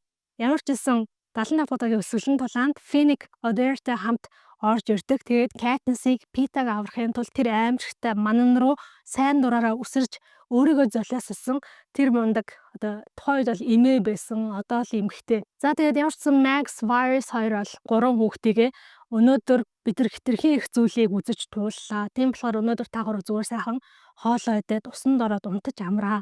Маргааш бид нар тулааны стратегич гэх юм уу те ярилцсанд орно, телевизээр ярилцсанд орно. Тэрний хаана давуу сул талаа ч юм уу тэр бүх зүйлээ маргааш ярилцъя гэж хэлдэг. За ингээд энэ гурав маань сайхан усанд ороод сайхан унтж амраад маргааш өглөө нь боллоо. Өглөө нь бол Max хэлдэг. Max-ийн анх удаага менторлж байгаа энэ тохиолдол биш байгаа байхгүй юу? Тэгээд Max өмнө нь би ерөөсөө хүүхдүүдээс асуудаггүй байсан. Яагаад тэгэхээр хүүхдүүд юу хүсэж байгаа юм бэ? Мэдээж амьд үлдхийг хүсэж байгаа. Гэхдээ энэ олон жилийн дараа нэлээд хэдэн удаа ингээ менторсны дараа харахад хүүхдүүд амьд үлднэ гэдгээс өөр зүйл хүртэл хүсдэг. Тэгэхээр та юу хүсэж байна вэ гэж асуудаг. За хамгийн түрүүнд Хеймич хариулна. Миний ээж, миний дүү, миний охин эдгээр бүгдээрээ намайг телевизээр зурагтаар үзэж байх болно. Тэгэхээр би тэднэрт тийм аимшигтай үхэл харуулмааргүй байна. За Wyatt болохоор тийм ээ би ч гэсэн адилхан би зүгээр хурдан үхмээр байна. Намайг битгий заваагаасаа тарчлагаасаа гэж хүсэж байна. Maisie болохоор би ингээд хэн нэгнээс ам өршөө гэж гуйх ч юм уу тийм байдалд ормооргүй байна. Буюу баатарлаар үхмээр байна гэдэг ийм хүслүүдээ хэлж байгаа байхгүй юу. Тэнгүүд нөгөө Максийн хэлсэн шиг бүгд л амьд үлдмээр байна гэж хэлэх болов гэхээр хүн болго өөр байгаа зү тэ. За тэгсэн чинь Хеймиш хамгийн сүүлд нь нэмээд гэтээ яг үндэ би бас өөр нэг зүйлийг харуулахыг хүсэж байна. Энэ Капитолийнхнаас болоод бид нэр энгийн гимгүй ийм хүүхдүүд үхэж байна. Капитолийнхан бол бидрийг тэр харанхуй өдрүүдэд байгаа дайнаас болоод шийтгэж байгаа гэж үздэг. Гэхдээ тэр 50 жилийн шийтгэл хангалтгүй юм уу гэдгийг би бас харуулмаар байна гэж хариуллаа. За ингэсний дараа энэ хэд маань өглөөний цайвандаа уугаад юм хар өнгийн бэлтгэлийн хувцас өмсөөд бэлтгэлийн төв дээр очин. За тэнд бол нөгөө одоо өмнөх номнуудаас бид нар танил болсон янз бүрийн шин чадваруудад суралцдаг. Эсвэл өөрсдийнхөө чадварыг харуулдаг, өөрсдийнхөө чадварыг сайжруулдаг, давтдаг ийм төв байгаа. За Хеймичийн хувьд бол ер нь нөгөө сүх шидэхтэй, хутга шидэхтэй айгүй сайн. Ер нь 12 дугаар дүүрэх татаач гэсэн тэгж тоглолтдог байсан. Бага гайгүй ондог. За Maisie-ийн хувьд бол мэдээж яг тийм шууд амарлаг чадвар байхгүй ч гэсэндээ ер нь бол нэг тийм хүнээс дутаад ахааргүй аюу хурдан сурчдаг гэдэг ч юм уу. За ингээд ихэнх оролцогчдод бол тэр хутга сүх шиддэг хэсэг дээр ингээд очсон. Тэгээ яг Хеймич нэг анзаарсан чинь маш олон оролцогчдод ингээд нэг бол хутга ч юм уу, нэг бол сүх барьсан. Гэтэл тэр зааланд ердөө 2 3 хаан инх тайвныг сахиулагч байдаг. Тэр хүн хооронд ингээд Хеймич бодож байгаа байхгүй хутгаа ингээд барьсан. Яах вэ? Инх тайвныг сахиулагч руу дайрах уу? Би аренад ороод заавал үхэх шаардлагагүй. Энд ганцхан инх тайвныг сахиулагчийг алаад үхсэн чи яах вэ гэдэг ийм бол төрсөн боловч өөрийгөө барина. Өөрийгөө яг бариад байжсэн тэр мөчөд гэрэл Плутарк хажууд нэрчсэн. Чи сая наах утгаа бариад дайрсан бол бусдыгаа урайлсан бол нилээдгүй аюул учруулж болох байлаа. Яагаад тэгсэнгүй вэ? Яагаад та нар төвчээд идэв бэ гэж Хеймич уурлаад юу гэсэн вэ? Та нарт бүх буу байгаа үстэй. Гэхэд Плутарк гэхдээ дүүргийн хүн ам, Капитолийн хүн амтай харьцуулахад харьцангуй штэ. Дүүрийнхэн тооны хувьд маш олуулаа, маш давуу талтай. Та нар яагаад энийг төвчээд идэх гэдгсэн чинь Хеймич уурлаад бид нар үхмээрг байгаа болохоор гэдгсэн чинь яг үхмээрг байгаа болохоор гэж юу. Гэтэ та нар ингэж жил болгон хүүхдүүдээ аюулд явуулж байгаа. Тэгэхээр яагаад ингэ төвчээд идэх юм бэ гэдгээ бодоод үзээрэй гэж хэлдэг. Тэнгүүд Хеймич амар гайхаад яагаад энэ хүн Капитолийн иргэн ийм юм яриад байгаа юм болоо гээд нэг юм зэвүү дургу хоёр нь зэрэг хүрсэн гэтээ нэг юм эргэлзээтэй тийм мэдрэмж төрж байгаа. За Hamish, Maisie, Wyatt хоёр дээр очиод өчигдрийн Amber-ийн тавьсан саналыг хэлнэ. Тэгсэн чинь Wyatt одоо Wyatt-ийн төлөө нууц авьяасыг нь олж мэдчихэж байгаа байхгүй юу? Wyatt-ийн аав нь гэр бүлийнхэн нь 12 дугаар дүрэгтээ Мөридо тоглоом зохион байгуулдаг гэсэн шүү дээ, тий. Мөридо тоглоом зохион байгуулахад энэ Wyatt-ийн нэг маш чухал гүйцэтгэдэг үүрэг байдаг юм байна. Тэр нь юу юм бэ гэхээр odds maker гэж байгаа байхгүй юу? Яг тэр нэг магадлалыг тодорхойлдог. Өөрөөр хэлбэл за магадгүй энэ Panache гээд 140-50 кг жинтэй том биетэй залуу байгаа шүү дээ. Panache-ыг Amber-тай үзэлцүүлвэл хэн нь ялах вэ гэдэг магадлалыг гарч ирнэ. Магадгүй 11 гэдэг тоо гарч иж болно шүү дээ, тий. Өөрөөр хэлбэл Amber-ийн ялах магадлал нь 10% гэдэг ч юм уу. Тэнгүүд 11 гэдэг тоо гаргаад ирдэг юм байна л да. Энд чинь нөгөө хэрэг та бүхэн одоо хориглогдсон байгаа бэтүүдийн сайтн дээр бэт тавьж үзчихсэн бол тэрэн дээр ингээ хоёр баг үзэлцэж яхад илүү хожигдох магадaltaй баг дээр нь мөнгөө тавьчих юм бол илүү үржүүлж авдаг штэ тий. Хожих магадaltaй баг нь болохоор мөнгөө баг үржүүлж авдаг. Яг трийг ингээд тооцоолж гаргадаг гар байгаа байхгүй. Тэнгүүд энэ Amber-ийн саналыг сонсонгуудаа наа чин тэгвэл өстой бидний магадлалыг ингэж өөрчлөх юм байна гэл шууд тооцоолол бодоол гаргаад ирдэг. За Maisie ч гэсэн ер нь бол тэрийг зөвшөөрнө. Тэгээ байжсэн чинь Amber түрээд ирнэ. Amber нэг юм хар юм пяур утас барьцсан. Тэгээ тэр нь болохоор 3 дугаар дүүргээс ингээ авчирсан тийм одоо цахилгааны утас маягийн зүйл юм байна л да. Тэгээд би энийг аренад орохдоо одоо өөрийнхөө токен буюу оролцогч болгон дүүргээсээ авчирсан нэг зүйлийг аваад аренад орж болдог штэ тий. Тэр зүйл нь зэвсгэл биш бол одоо жишээлбэл энэ бол нөгөө Katniss-ийн авж ордог токен. Тэнгүүд Amber болохоор тэр дүүргээс авчирсан цахилгааны утсыг токен болгож авч ормоор байна гэд яриад төрөөд ирдэг байхгүй. Тэгсэн чинь Maisel би наадах чинь чамд амар гоё хүзүүний зүйлт болгоод сүлжээд янзлаад өгөөгээд Amber тэгсэн чинь айгу баярлж хүлээж аваад тэгээл да тэхүү гэд Maisel ид нөгөө хар утсаа өнгөө Haymitch руу хараад аав чамтай уулзъя гэсэн гэ тэгдэг байхгүй. Тэс чи Haymitch бүр гайхацсан. Аав юу гэсэн үг лээ? Энэ Amber чи арай би одоо хамтарч болж болох итгэл найдар дааж болох хүн гэж бодоод исэн чинь зүгээр нэг юм гэтэл муутай галзуурсан хүүхэд юм биш үстэй. Яхара аав нь энд байд юм бэ гэж бодож байгаа хгүй. Amber хэлдэг аав болохоор тэр төмөстэй хэсэгт байгаа гэд. Тэгээ Haymitch ямар ч гэсэн гайхаад за юу ч гэсэн яваад үзье та гэд явж очсон чинь төмөстэй хэсэгт үнэхээр нэг ах сууж идэг. Үнэхээр ингээ харсан чинь арьс марсных нь өнгөн Amber-тай ойрцоо ижилхэн тийм ах байдаг. Очоод Haymitch тэр хүнээс та Amber-ийн аав нь өгсөж тийм ээ би BT байна.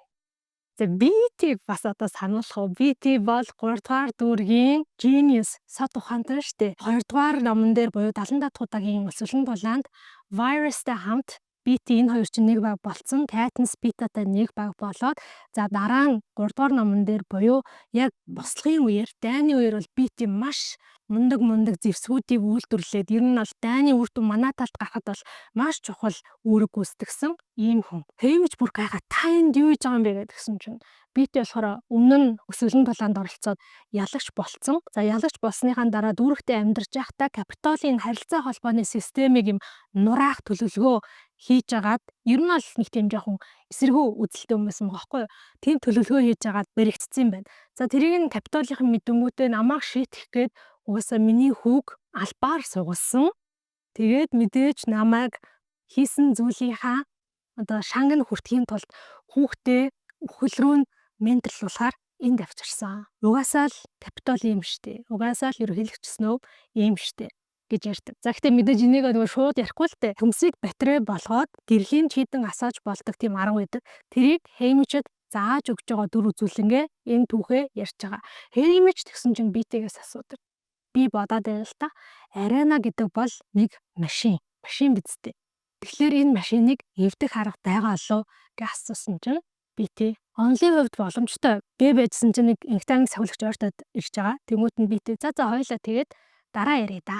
За ингэ байж тэл өдрийн хоолны цаг болно. Өдрийн хоолны цаг болох үед Amber аль хэдийн хит хитэн дүүрийнхэнтэй ярилцсан 3 7 8 10 12 дугаар дүүргийнхэн нэг тал болцсон байна. 1-р дүүргийн Panache энэ ч очоод зарим нэг хүүхдүүдийн хоолыг булааж байгаа. За тэр дунд болохоор 6-р дүүргийн Welly гэдэг энэ охин байгаа. За энэ зарим л оролцогчдын зургийг тавьсан байгаа. 48 оролцогч байгаа бүгдийг тавих бол боломжгүй.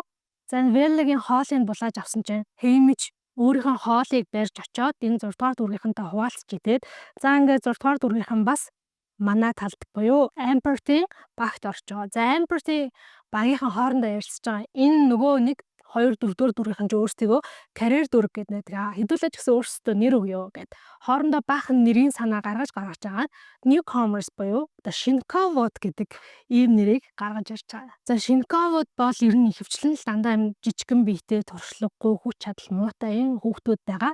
Гэхдээ нэг нэгэндээ айгүй тус дэмтэй. За тэгээ Weasley бол тэр бүх хүүхдүүдэд мэд өөрсдийнхөө дүүргээс авчирсан янз бүрийн зүйлсийг хүзүүний зүйл токен болгоод арена руу авч орох тэр одоо зүйлийг нь хийж өгч тусалж байгаа. Ингээд эхний өдрийн бэлтгэл дуусна. Эхний өдрийн бэлтгэл дууссаны дараа эдгээр бүгдээрээ дахиад дүүргээр ингээд нэг бүхээгтэй машин суугаад явна. За нэлээ явж ирсэн нэг газар ирж зогсноо. Бүхээгний хаалган нэгдэн Plutarch Heavensbee зогсож байна. Тэгснэ Haymitch чамтай нэг хүн уулзъя гинэ. Haymitch гайхаад надтай юу зөвхөн надтай юу гэж тэгж байгаа юм л та. Тэгсэн чинь тийм ээ гэж хэлээд Haymitch-ийг аваад бууж байгаа. За буусан чинь тэр газар нь болохоор ингээд маш юм чамин тансаг сүрлэг ордон байдаг. За бараг л ерөнхийлөгчснөө ордноос ч гоё. Гэтэ арай гүцгүй. Ингээд Plutarch Haymitch-ийг дагуулад тэр сүрлэг ордон руу ороод маш урт тийм коридороор явнаа. Тэр коридорын ингээ хоёр захаар нь битүү том яг тосон будгаар зурсан хөрөг зургнууд байдаг. Plutarch тэгээ ярина. Энэ бол бүгдээрээ манай өвөг дээдс юм аа гэх. Өөрөөр хэлбэл Plutarch Heavensbee маань угсаа гаралтай баян чинээлэг ийм айлын одоо угсаа залхамжлагч, өв залхамжлагч хүүхдэн байсан байхгүй. Plutarch Haymitch-ийг дагуулж явсаар агаад нэг номын санд орно. Тэр номын санд бас Beauty and the Beast дээр Beast Belt маш гоё номын сан үзүүлдэг штэ тий бүр ингээд шатаар авирж гардаг. Бараг л тэр шиг тийм гайхалтай том номын санд оруулж байгаа. Хэмэж бүр ингээд дотроо боддог. Энэ номын сан бол Leonard Dove-ийн энэ хорвол хийдэр хамгийн аз жаргалтай байж болох газар юм байна да гэд. Leonard Dove нь болохоор ном унших амар дуртай. Тэгэнгүүт чинь ирээдүйн дистоп ертөнцид ном маш ховор. Арай гэж нэг хэдхэн ном олоод одоо Leonard Dove-д өнгөтөөг би хэлдэг. Хеймич ингээд аман ангаацсан тэр том номын сангаар ингээд тойроод явж үзэж байгаа штэ тий. Тэгсэн чинь номын сангийн нэг талд нь бар байгаа. Одоо өөрөөр хэлбэл янз бүрийн уух юмнуудтай. Тэгээд тэнд нь болохоор бүр ингээд бүх төрлийн уух юмнууд байдаг. Хэмич чи өөрөө нөгөө хууль бусаар арх нэрдэг учраас тиймэрхүү уух зүйлүүдэд аягүй сонирхолтой. Тэгээ ингээ харсан чинь арх, виски, текила мэдгүй өөр юу гэдэг те зөндөө олон юм уух төрлийн зүйлс байдаг. Тэр дундаас нэг зүйл нь Хэмичийн анхаарлыг амар татдаг. Хэмич бүр ингээ өөрийн ирэхгүй ингээ өргөөд ингээ хардаг байхгүй юу? Тэгсэн чинь Plutarch наадах чинь Nepenthe гэдэг юм а. Чи ч баг мэдгүй л ах та гэж хэлдэг. Тэгсэн чинь Хэмичийн гинэт бас жоохон дургуун хүрээ авчна. Яагаад гэвэл нэгдүгээр Хэмич мэднэ. Хоёрдугаарт ингээд бүх хүмүүс дорд үзүүлээд доромжлуулаад чи ингээд дүүргийнх юм чин тэнийг юм чин мангар юм чин боловсралгүй юм чин хаа юм чин хоо юм чин мэдхгүй гэдэг тийм зүйлд нь ингээд тийм зүйлээс нь болоод бүр залхацсан. Хэмич Plutarch юу ч хариулдаг вэ гэхээр ууж хайрл энэ Nepenthe гихчиг гэдэг юм шүлгийн мөр хэлдэг байхгүй. Тэгсэн чинь Plutarch бүр амар гайхаж харснаа. Аль эрт алдсан Lenore Mart гэд яг дараагийн мөрийг уншсан чинь Хэмич бүр их гайхаад Plutarch яаж энэ шүлгийг мэддэг юм бол гэд. Яг тэгэхээр энэ нөгөө Leonard Dove-ийн нэрийг авсан The Raven буюу хэрэг гэд нөгөө шүлэгний нэг хэсэг байгаа байхгүй. За тэгээд энэ Nepenthe гэдэг арх нь болохоор бас маш сонирхолтой. Уухаар хүн муухай дурсамжаа мартдаг. Тийм үйлчлэг үзүүлдэг арх юм байна. Цааш нь Plutarch Хэмичийг дагуулад явна. Номын сангаасаа шууд юм маш том хүлэмж рүү орж байгаа. За тэр хүлэмж бол үгээр хэлшгүй гайхамшигтай хэдэн зуун төрлийн цэцэг навч мод дундаа маш том усан ойролцоортой ийм хүлэмж байдаг. Хэмич тэр хүлэмжид орж ирээд бас ингээд ангааж гайхаж харчихсан. Ер нь яагаад намайг энд авчирсан бэ гэж асуусан чинь Plutarch биш энэ удаад тэс өрхөн би дуудулсан гэж хэлнэ. Ерөнхийлөгч Snow. За ерөнхийлөгч Snow хамгийн гол ингээд нэг юм модны цаанаас гарч ирж байгаа байхгүй юу? Биеийн бүр амар муу харагдчихэдэг. Нүүр ам нь цавхийцсан. Завжнаас нь цус мас гоочсон. Тэгээ ингээд жижиг салуулаад хүүтэ усан гоочсон. Арай гэж усан орилрын дэргэд очиод нэг санал дээр суугаад байжсэн шууд усан орилуур руу хараад бөөлжин. Plutarch гэсэн чинь бүр сандраад хүүе яана яадаг вүлээ та бүр амар хүн дээр өвдсөн байгаа юм биш үү? Таныг бушуух ингээд дэмжиж авч үзүүлээ гэсэн жисэн үү? Энэ бол өвчин биш ээ. Би зүгээр хоолны орлого болцсон юм аа. Муудсан хясаа идсэн байна. Би ч яг харин ингээд хоолны хорлого болоод өнгөрлөө айгу аазтай. Харин надтай хамт идсэн парадын мастер тэр айгу аазгүй байсан. Тэр амиа алдсан гэж хэлж байгаа байхгүй юу? Ер нь бол мань хүн нөгөө тийч хордуулсан л байгаа байхгүй юу? Тэр парад бүтлгүүцсэн гэдгээс болоод Plutarch ерөнхийлөгчийг тэгвэл ядч манай номын санд ороод суу тэнд ингээд юм тухта бодон байгаа гэд түшээд нөгөө талаас нь яхааргүй Хэмич бүр түшиж таарад суугдаад хоёулаа номын сан руу оруулж байгаа. Номын сан руу оруулсны дараа ерөнхийлөгч дахиад жимстэй юм тавг байсан. Жимсийг асууж байгаа тавг руу бөөлчин. За тэгэнгүүтээ Plutarch хандаад надад сүүх хэрэгтэй байна гэж хэлдэг. Ер нь бол тийм хортой хясааг өгөөд өөрөө ерөндөгийг нуусан. Гэхдээ ерөндөгийг нуусан ч гэсэндээ тэр нь биед нь амар сөргөөрнөлүүлээд байгаа байхгүй юу? Тэгсэн чинь Plutarch Хэмичт хэлдэг. Номын сангийн тэр баарны хажуу талд гөрөвч байгаа. Хөрөгчн дотор сүү байгаа. Бид нар заримдаа юм сүүтэй коктейл хийж ууд юм аа гэд. Хэмич очиод нөгөө хөрөгчийн худлаас юм хайж байгаа дүр мөр үзүүлээл. Тэгсэн яаж онгойлгох гэдгийг мэдэхгүй дүр үзүүлээл. Бүр албаар энэ ерөнхийлөгчийг чадах гад удаад байгаа байхгүй юу. Тэгэж тэгж аваад нэг хөрөгчийн ингээ онгойлгосон чинь жижигхэн юм гүцтэй сүү байдаг. Тэнгүүд Хэмич Luella чиний төлөө гэж хэлээд нөгөө сүүг нь уучна. Тэмүүтэ эргэж хараад сүү байхгүй байна энэ хоосон байна гэд нөгөөдгийг Plutarch Snow хоёрт үзүүлж байгаа хгүй. Plutarch ингээд нүдэнд нь ингээд арайч үгүй байлгүй дээ гэдэг юм харц илэрнэ. Гэхдээ Хэмичийг бол шууд барьж өгөхгүй. Манай гэрийн үйлчлэгч нартай ажиллаа муу их юм та түрүүлж байгаа ерөнхийлөгчөө би яваад хажуудлын бильярдны өрөөнөөс сүү аваад ирээд амар баян. Тэгээ Plutarch хажуудлын бильярдны өрөөнөөс Жон сүү авчираад ерөнхийлөгч Snow гэсэн чинь арай гайгүй болдог. Snow тэгээ Plutarch тандаад надаа талах дахиад сүүх хэрэгтэй байна гэжлээд Plutarch за би яваад авдрия гэж хэлээд за ингээд Snow Haymitch хоёр хоёулахнаа үлдчихэж байгаа юм. Snow хоёулахнаа үлдсэний дараа Haymitch ингэж ярьж байгаа байхгүй юу? Танаа 12 дугаар дүүрэг бараг л өөрчлөгдөөгүй бах та. Бүх зүйл нь нүүрсний тоосонд дарагдчихсан. Уурхаачт нь тэгэл амралтын өдрөөрөө хобос, хуйлбос архи авч угаал. Тэр хэвээрэл байна уу гэд асуусан чи Haymitch маш их гайхаад эргэлж яаж энийг мэдж байгаа юм бол гэд бодож дуусаагүй байсан чинь эргэлж Snow Haymitch-ийн нөгөө зүйлтрүү хараад наадах чи их гоё юм аа. Би үзэж болох уу гэд. Тэгээ Haymitch яхаарахгүй ерөнхийлөгч асууж байгаа учраас нөгөө хүзүүнээсээ мултлаад хит цахиурынхаа хитийг ингээ өгч байгаа байхгүй юу. Ерөнхийлөгч Snow тэрийг үзчихсэн аа их уран чамин хийцтэй юм байна гэснээр эргүүл харангуйтаа бас маш гоё үг бичсэн юм байна штэ гэж хэлдэг. Haymitch болохоор гайхаа тэрэн дээр үг бичсэн байсан гэдгийг мэдээгүй байсан. Ерөнхийлөгч Snow тэр үгийг нь уншин I love you like all fire буюу би чамд яг гал шиг их хайртай. Энэ бол Leonardo Haymitch хоёрын нэг нэгэндээ хэлдэг үг юм байна л да. I love you like all fire LD гэдэг тэрнийхээ эхний үгийг бичсэн байсан. Ерөнхийлөгч Snow Haymitch-аас асуудаг LD гэж хин юм бэ гэсэн чинь Haymitch Lenore гэж хэлдэг байхгүй юу. Тэгсэн ерөнхийлөгч тийм үү. Тэгээ D нь юу юм бэ? Базар надад битгий хэлээрээ. Би өөрөө бодож олъё. Lenore D дэгээр хэлсэн ямар өнгө байдаг вэ гэсэн чинь Haymitch бүр гайхаад яаж ерөнхийлөгч Lenore гэдэг нэрийн араас нь өнгө орох хэрэгтэй гэдгийг мэдтiin болоо гэд маш их гайхан ерөнхийлөгч Snow нэлээд бодож байгаа болохгүйсэн чинь Haymitch Dove гэж хэлдэг. Тэгсэн ерөнхийлөгч Snow айгүй ухаалаг нэр шүү. Нэг бодлын шувуу, нэг бодлын өнгө. Гэхдээ би ер нь бол чиний над шувуу хагчин гадралчин да. Хөөрхөн царайтай, өнгөлөг хувцастай, яг л Mockingjay шувуу шиг дуулдаг. Тийм охин бидтэй. Чи мэдээж тэр охиндоо маш их хайртай байх. Тэр охин ч гэсэндээ чамд хайртай л юм шиг санагдана. Гэхдээ чи хизээч итгэлтэй байхгүй. Яад гэвэл тэр охин ирээдүйнхээ тухай ярихдаа хизээч чамайг төлөвлөгөөндөө оруулдаггүй. Гэ хэлсэн чи Haymitch бүр нэлээд үнэн санагдана. Яг 100% үнэн биш гэж Haymitch хүлээн зөвшөөрөхгүй байгаа. Гэхдээ ядчил 90% үнэн. Яаж ерөнхийлөгч ийм нарийн мэдээд байгаа юм болоо. Haymitch дотроо гайхаж бодож байгаа. Бид нар бол бүгдээрээ ерөнхийлөгч Snow өөрийнхөө траумаг яриад байна гэдгийг мэдж байгаа шүү дээ, тий. Ерөнхийлөгч Snow өргөлжлүүлээд Haymitch хандж хэлдэг. Чи өчигдөр бол маш эрсдэлтэй үйлдэл хийсэн. Тэр үйлдэлийн шанд чи угаасаа өөрийнхөө үхлийг баталгаажуулсан. Гэхдээ одоо би чамд нэг боломж өгье.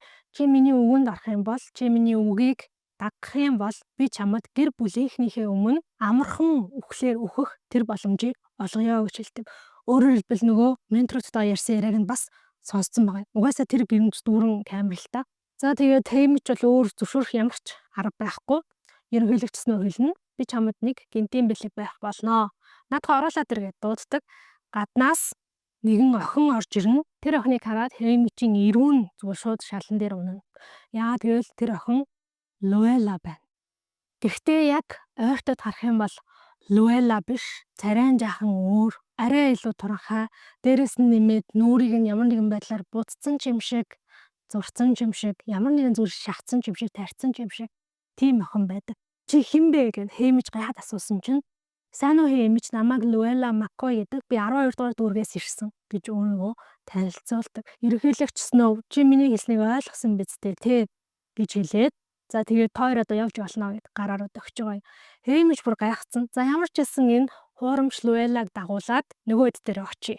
Нөгөө хэд дээр очиод машиндаа суугаад байрлаж байгаа байран дээр ирж байгаа. Нөгөө хэд нь хүртэл гайхацсан.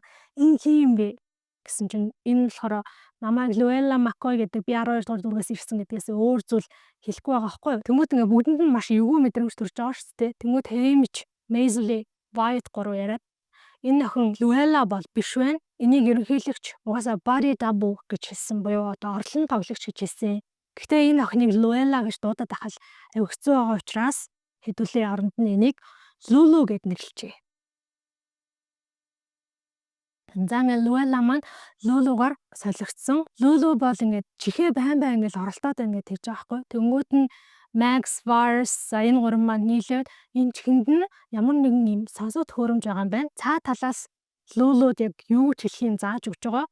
Нөгөө талаасаа бол бас энэ хэдийн яриаг Lulu-гийн чихээр дамжуулаад сонсох боломжтой ийм төхөөрөмж байрлуулсан байхаа. Хоол идэхүү гэдгсэн чинь нөгөө түмэр хоол руу амар дайраад тэнгуут энэ дараа зөөлрж байгаа юм л та. Хичнээн юм хуурамч Luella-гийн дүр тоглолцсон юм аимшигтай жоохон аимшигтай гоцтой те. Ийм ч гэсэндээ чаваас яг л бидэртэйгээ адилхан Капитолийнхны саварт ороод шийтгүүлээд ингээд зовоод явж байгаа өсөж өгөх шахсан ийм охин юм байна гэд бүгдээрээ Лулуга өрөвдөөд за тэгээд хамтдаа нэг өрөөнд унтахаар болно. Хэмич нэлээ хөрөөж агаад дөнгөж унтсан чинь хин нэгэн тэр унтлахын өрөөнийх нь хаалгаа ингээд тогшоод байгаа юм шиг чимээ гарч ийн гинэ. Зүү дүү сэрүүн үү гэдгээ хэмич ялах га болцсон. Сэрсэн чинь ингээд бүх зүйл түнэр харахгүй болцсон. Ямар ч гэсэн үнэхээр хин нэгэн унтлахын өрөөнийх нь хаалгыг тогшоод байна гэж байгаа байхгүй юу. Очоод хаалгаа нээсэн чинь BT зогсож идэг. BT тэгээд бидэнд 10 минутын хугацаа байна. Virus энэ барилгыг тэр чигээр нь тоггүй болгоцсон. 10 минутын дараа энэ инфекцийн сахиулагчид бол учрыг олж байхаа. Тэгэхээр хэдүүлээ одоо гяс ярих зүйлээ ярья. Чи аренаг эвдлэмээр байна гэдгсэн мэдтэй. Арена бол яг юм маш том экосистем. Аренагийн газар доор бас нэг юм бүхэл бүтэн том юм байгууламж явж идэг юм байна л да. Жишээлбэл тэр мутацид орсон амьтан аренад байгаа хүүхдүүд рүү ингээд дайрна штэ тий. Тэнгүүд тэдрийг газар доор маш том юм төмөр торонд хорж идэг. За тэгээд тэр дайралтыг эхлүүлэх үедээ аренагийн одоо газар нь ингээд юм тараншааны нүх шиг нүхтэй тэр нүхийг ингээ онгойлгоод тэр мутацид орсон амьтдыг дайруулж майруулдаг тийм юм байна л да. За тэгмүүд аренад байгаа зарим нэг зүйлсийг хизээ гэрлийн унтраах уу, хизээ гэрлийн асаах уу, бороо хизээ оруулах уу гэдэг ч юм уу зүйлсийг яг аренагийн доор байдаг юм компьютерийн өрөөнөөс удирддаг гинэ. За тэрийг болохоор аренагийн тарих гэж бодчих болно. За тэгмүүд тэр аренад чинь олон хүүхдүүдийн ус, ундаа, бороо, нуур, голыг ингээд устдаа байлгах ёстой учраас маш их хэмжээний усыг хадгалдаг. Тэр усыг болохоор ерөнхийдөө аренагийн хойд хэсэгт хадгалж байгаа гэдэг тийм нууц мэдээллийг BT олцсон. Тийм болохоор хэдүүлээ яах вэ гэхээр Amperт Tower нийлж агаад арена руу ороод тэр мутацид орсон амьтдыг гаргаж ирж байгаа тараншааны нүх рүү н ороод аренагийн хойд хэсэгт нь байрлаж байгаа усны агуулгах савыг нь дэлбэлчих юм бол аренагийн газар доорх тэр одоо байгууламж нь тэр чигээрээ усанд живнэ. Тэгхийн бол аренагийн тарих болсон нөгөө компьютеруудыг зогсоох боломжтой. Amperт чамд туслана. За үүнээс илүү нарийн ширийн деталуудыг тэгж байгаа чамд хэлнэ гэж хэлээд BT яваад байгаа. За ингээд маргааш өглөө нь болж байгаа бэлтгэл үргэлжлэн. За ер нь бол хүүхдүүд яг 2 багт хуваагдаад дууссан. 1 2 4 5 дугаар дүүргүүд нэг баг болсон. Үлдсэн 8 дүүрэг нь нэг баг болсон. Өөрөөр хэлбэл 2-ын эсрэг 1 гэдэг ийм багууд болоод хуваагдсан байгаа. За тэр өдөр болохоор тоглоом зохион байгуулагчдтай нөгөө ярилцлаганд ороод тоглоом зохион байгуулагчид хүн болгоны чадварыг үнэлээд оноо өгөөд за тэр онооны дагуу бас нөгөө спонсорын бэлэг авах боломжууд бүрдэж байгаа шүү дээ тий. За тэгээд эхнээсээ ингээ ороод явж байгаа. Хамгийн сүүлд нь Хэмич орно. Хэмич тэгээд боддог байхгүй. Би өөрийгөө ямар өнцгөөс харуулах вэ? Өчигдөр ядж яхад ерөнхийлөгч өөрийг нь сүрдүүлсэн те. Чи гэр бүлийнхаа өмнө аятайхан үхмээр байгаа бол миний үгэнд ороорой гэв. Тэгэхээр бодож аваад за би бол зөвхөн Луэллаг л аврах, хамгаалах тийм хүсэлтэй байсан. Одоо Луэлла нэгэнтэй байхгүй болсон чинь би ерөөсөө ийм амиа ботсон дүр үзүүлээ. Яа гэм би ялмаар байна. Би ялагчийн тэр тасганд амьдарч үзмээр байна. Би насан туршдаа өнгөө капиталаас хангуулмаар байна гэдэг тийм үнцэг гаргаж үзье гэж Хэмич бодоод тэгээд тоглоом зохион байгуулагчтай ороод яг энэ талаараа ярилцдаг. Оройн нь бүгдээрээ ирээд тэр ярилцлагын оноог нь шууд зурагтаар дамжуулж байгаа. За карьерууд болохоор ер нь бол 8-аас 11 оноо авсан байна гэж байгаа байхгүй юу. Дээд оноо нь 12 штэ тий. За бусд нь Maisley, Wyatt энэ төр бол 4-өөс 7 оноо. Lulu юу хийсэн мэдэхгүй гэхдээ 3 оноо. Hamish 1 оноо. За ингээд маргааш нь Katniss-ийн алдарт Mockingjay Plaza өмсч гарч ирсэн том ярилцлага болдог тий. За энэ ярилцлагыг болохоор Caesar Flickerman энэ болохоор залуу дүр нь энэ Kieran Culkin гэдэг Home Alone дээр тоглодог Macaulay Culkin-ийн brother ах юм уу эрэгтэй дүү юм уу. За энэ хүн тоглож байгаа юм билээ. Энтэй ярьсаг болно. За тэгвэл Drusilla энэ хэд дээр эргэж ирж байгаа. Яад гэвэл өчигдрийн тэр авсан оноо ялангуяа Hamish-ийн оноо ч юм бас 1 оноо гэдэг чинь арай л дэндүү. Drusilla-гийн хувьд бол бас өөрийнх нь карьерийг бодоод энэ хэдтэй ирж туслах ёстой. Тэгээд ярьцлагандаа ямар байдлаар орох уу гэд тийм төлөвлөгөө стратеги боловсруулна. За эхлээл Lulu-гаас за чи ярьсандаа юу гэж ярих юм бэ гэж асууж Lulu. Намайг Luella гэдэг би 12 дугаар дөрвөөс ирсэн гэж чимээг болчихж байгаа байхгүй юу. Drusilla тэгээд өөр юм ярихгүй мó гэсэн чинь Lulu та нар биднийг алж ийн гэд амар хашгирж ирсэн гинт чихээ бариад ухаан алтаа унчнаа. Тэгэхээр энийг чихээр нь дамжуулаад угаасаа удирддаг байгаа байхгүй тий өвтөж шатдаг. За ингэсний дараа бол Wyatt ярина. Wyatt болохоор өөрийнхөө нөгөө ялагдах магадлал энтрийг тооцоолох чадвараараа өрсөлдөж боддог. За тэгээд маш одоо энэ панаш жишээлбэл ялах магадлал тэд бүгдэн дээр нь том ялах магадлал ярьж яснаа. Drusilla Чиний ялах магадлал хэдэ гэсэн чинь маад. Гэхдээ надаа нэг байхгүй гэдгсэн чинь хоёр ментор нь хэлдэг байхгүй юу. Гэхдээ чи хизээч өөрийгөө битгий дутуу үнэлээ. Чи өөрийгөө маш ухаалаг гэдгийг харуул гэж зөвлөдөг. За Мейзли болохоор яах юм бэ гэсэн чинь шууд танаа энэ капиталын хонж ингээд мөнгө төрөхтэй, өчнөө хувцсны дэлгүүртэй боломж болцоотой мэдэж ямар сонио хувцас өмссөн. Өнөөдөр таа ч гэсэн юу өмссөн ингээл шууд Русила руу дайрж байгаа байхгүй юу. Чи иймэрхүү байдлаар ярьсандаа орох юм бол хүмүүсийн хайрыг татчих чадахгүй шүү дээ гэсэн чинь Мейзли би хүмүүсийн хайрыг татах нь гол биш. Харин хүмүүст санагдаж үлдэх нь чухал гэж хэлдэг.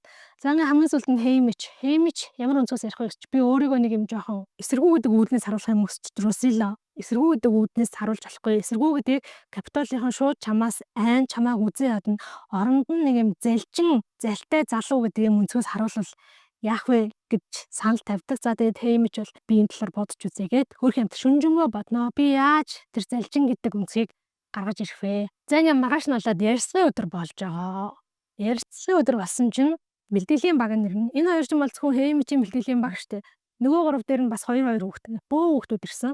Тэгсэн чи яасан бах вэ? Стилист нь байхгүй. Стилист нь гэдэг бүтггүй өвгөн байгаа. Тэгсэн Русила ирээд стилист нь байхгүй. Одоо энэ хүүхдүүдэд өмсүүлэх ямар ч хувц байхгүй. Нөгөө бэлтгэлийн хар хувцтай байгаад байгаа. Яах вэ гэдэг. Эн чинь бүр сүүлдээ ингээд стresснээсээ болоод архим ууж муугаад.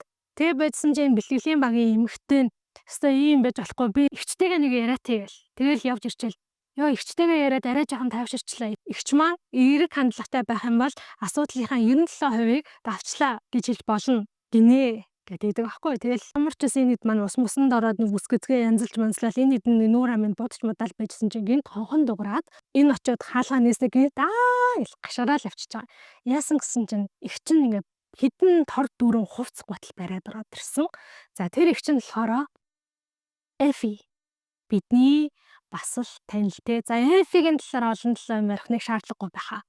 За тэгээ Эфи орж ирээд Эфи эмээ өвгийнхаа ингээ хувцснуудаас баахан хувц аваад ирсэн. Аз болж 12 дугаар дүүргийн одоо үндсэн өнгө нь хар өнгө. Тэнгүүт эмээ өвгөн ч гэсэн хар өнгийн хувц ихтэй байсан. За ингээд энэ хэдийг нэг айтайхан хувц өмсүүлчихэж байгаа юм а. Хеймичийн хувц нь болохоор юм хантаацтай ийм хослол тэгээ хантаацсан дээрээ коктейльний хундагны зурагтай. Орой боллоо. Ярьцгаа эхлэе. Caesar Flickerman гараад ирсэн. Үсээ хөмсгөө уруулаа ногоон өнгөөр будсан ийм гялалцдаг хар хослол өмссөн. Хамгийн түрүүнд 1-р дүүргийн энэ Silka гэдэг охин гарч ирж байгаа. За Silka бол бараг 1.80 см өндөр маш их хүчтэй. За тэгээ бэлтгэлээр бол Хеймич угаасаа харсан амар сүх мөкшөддөг байгаа бүр яг 10-аас 10 ондог ийм охин байгаа. За энэний дараа л нөгөө Panache гарч ирнэ. Panache бол ерөөсөө өөрийгөө ингээл булчингаал харуулаад ингээл гайхуулаад байна.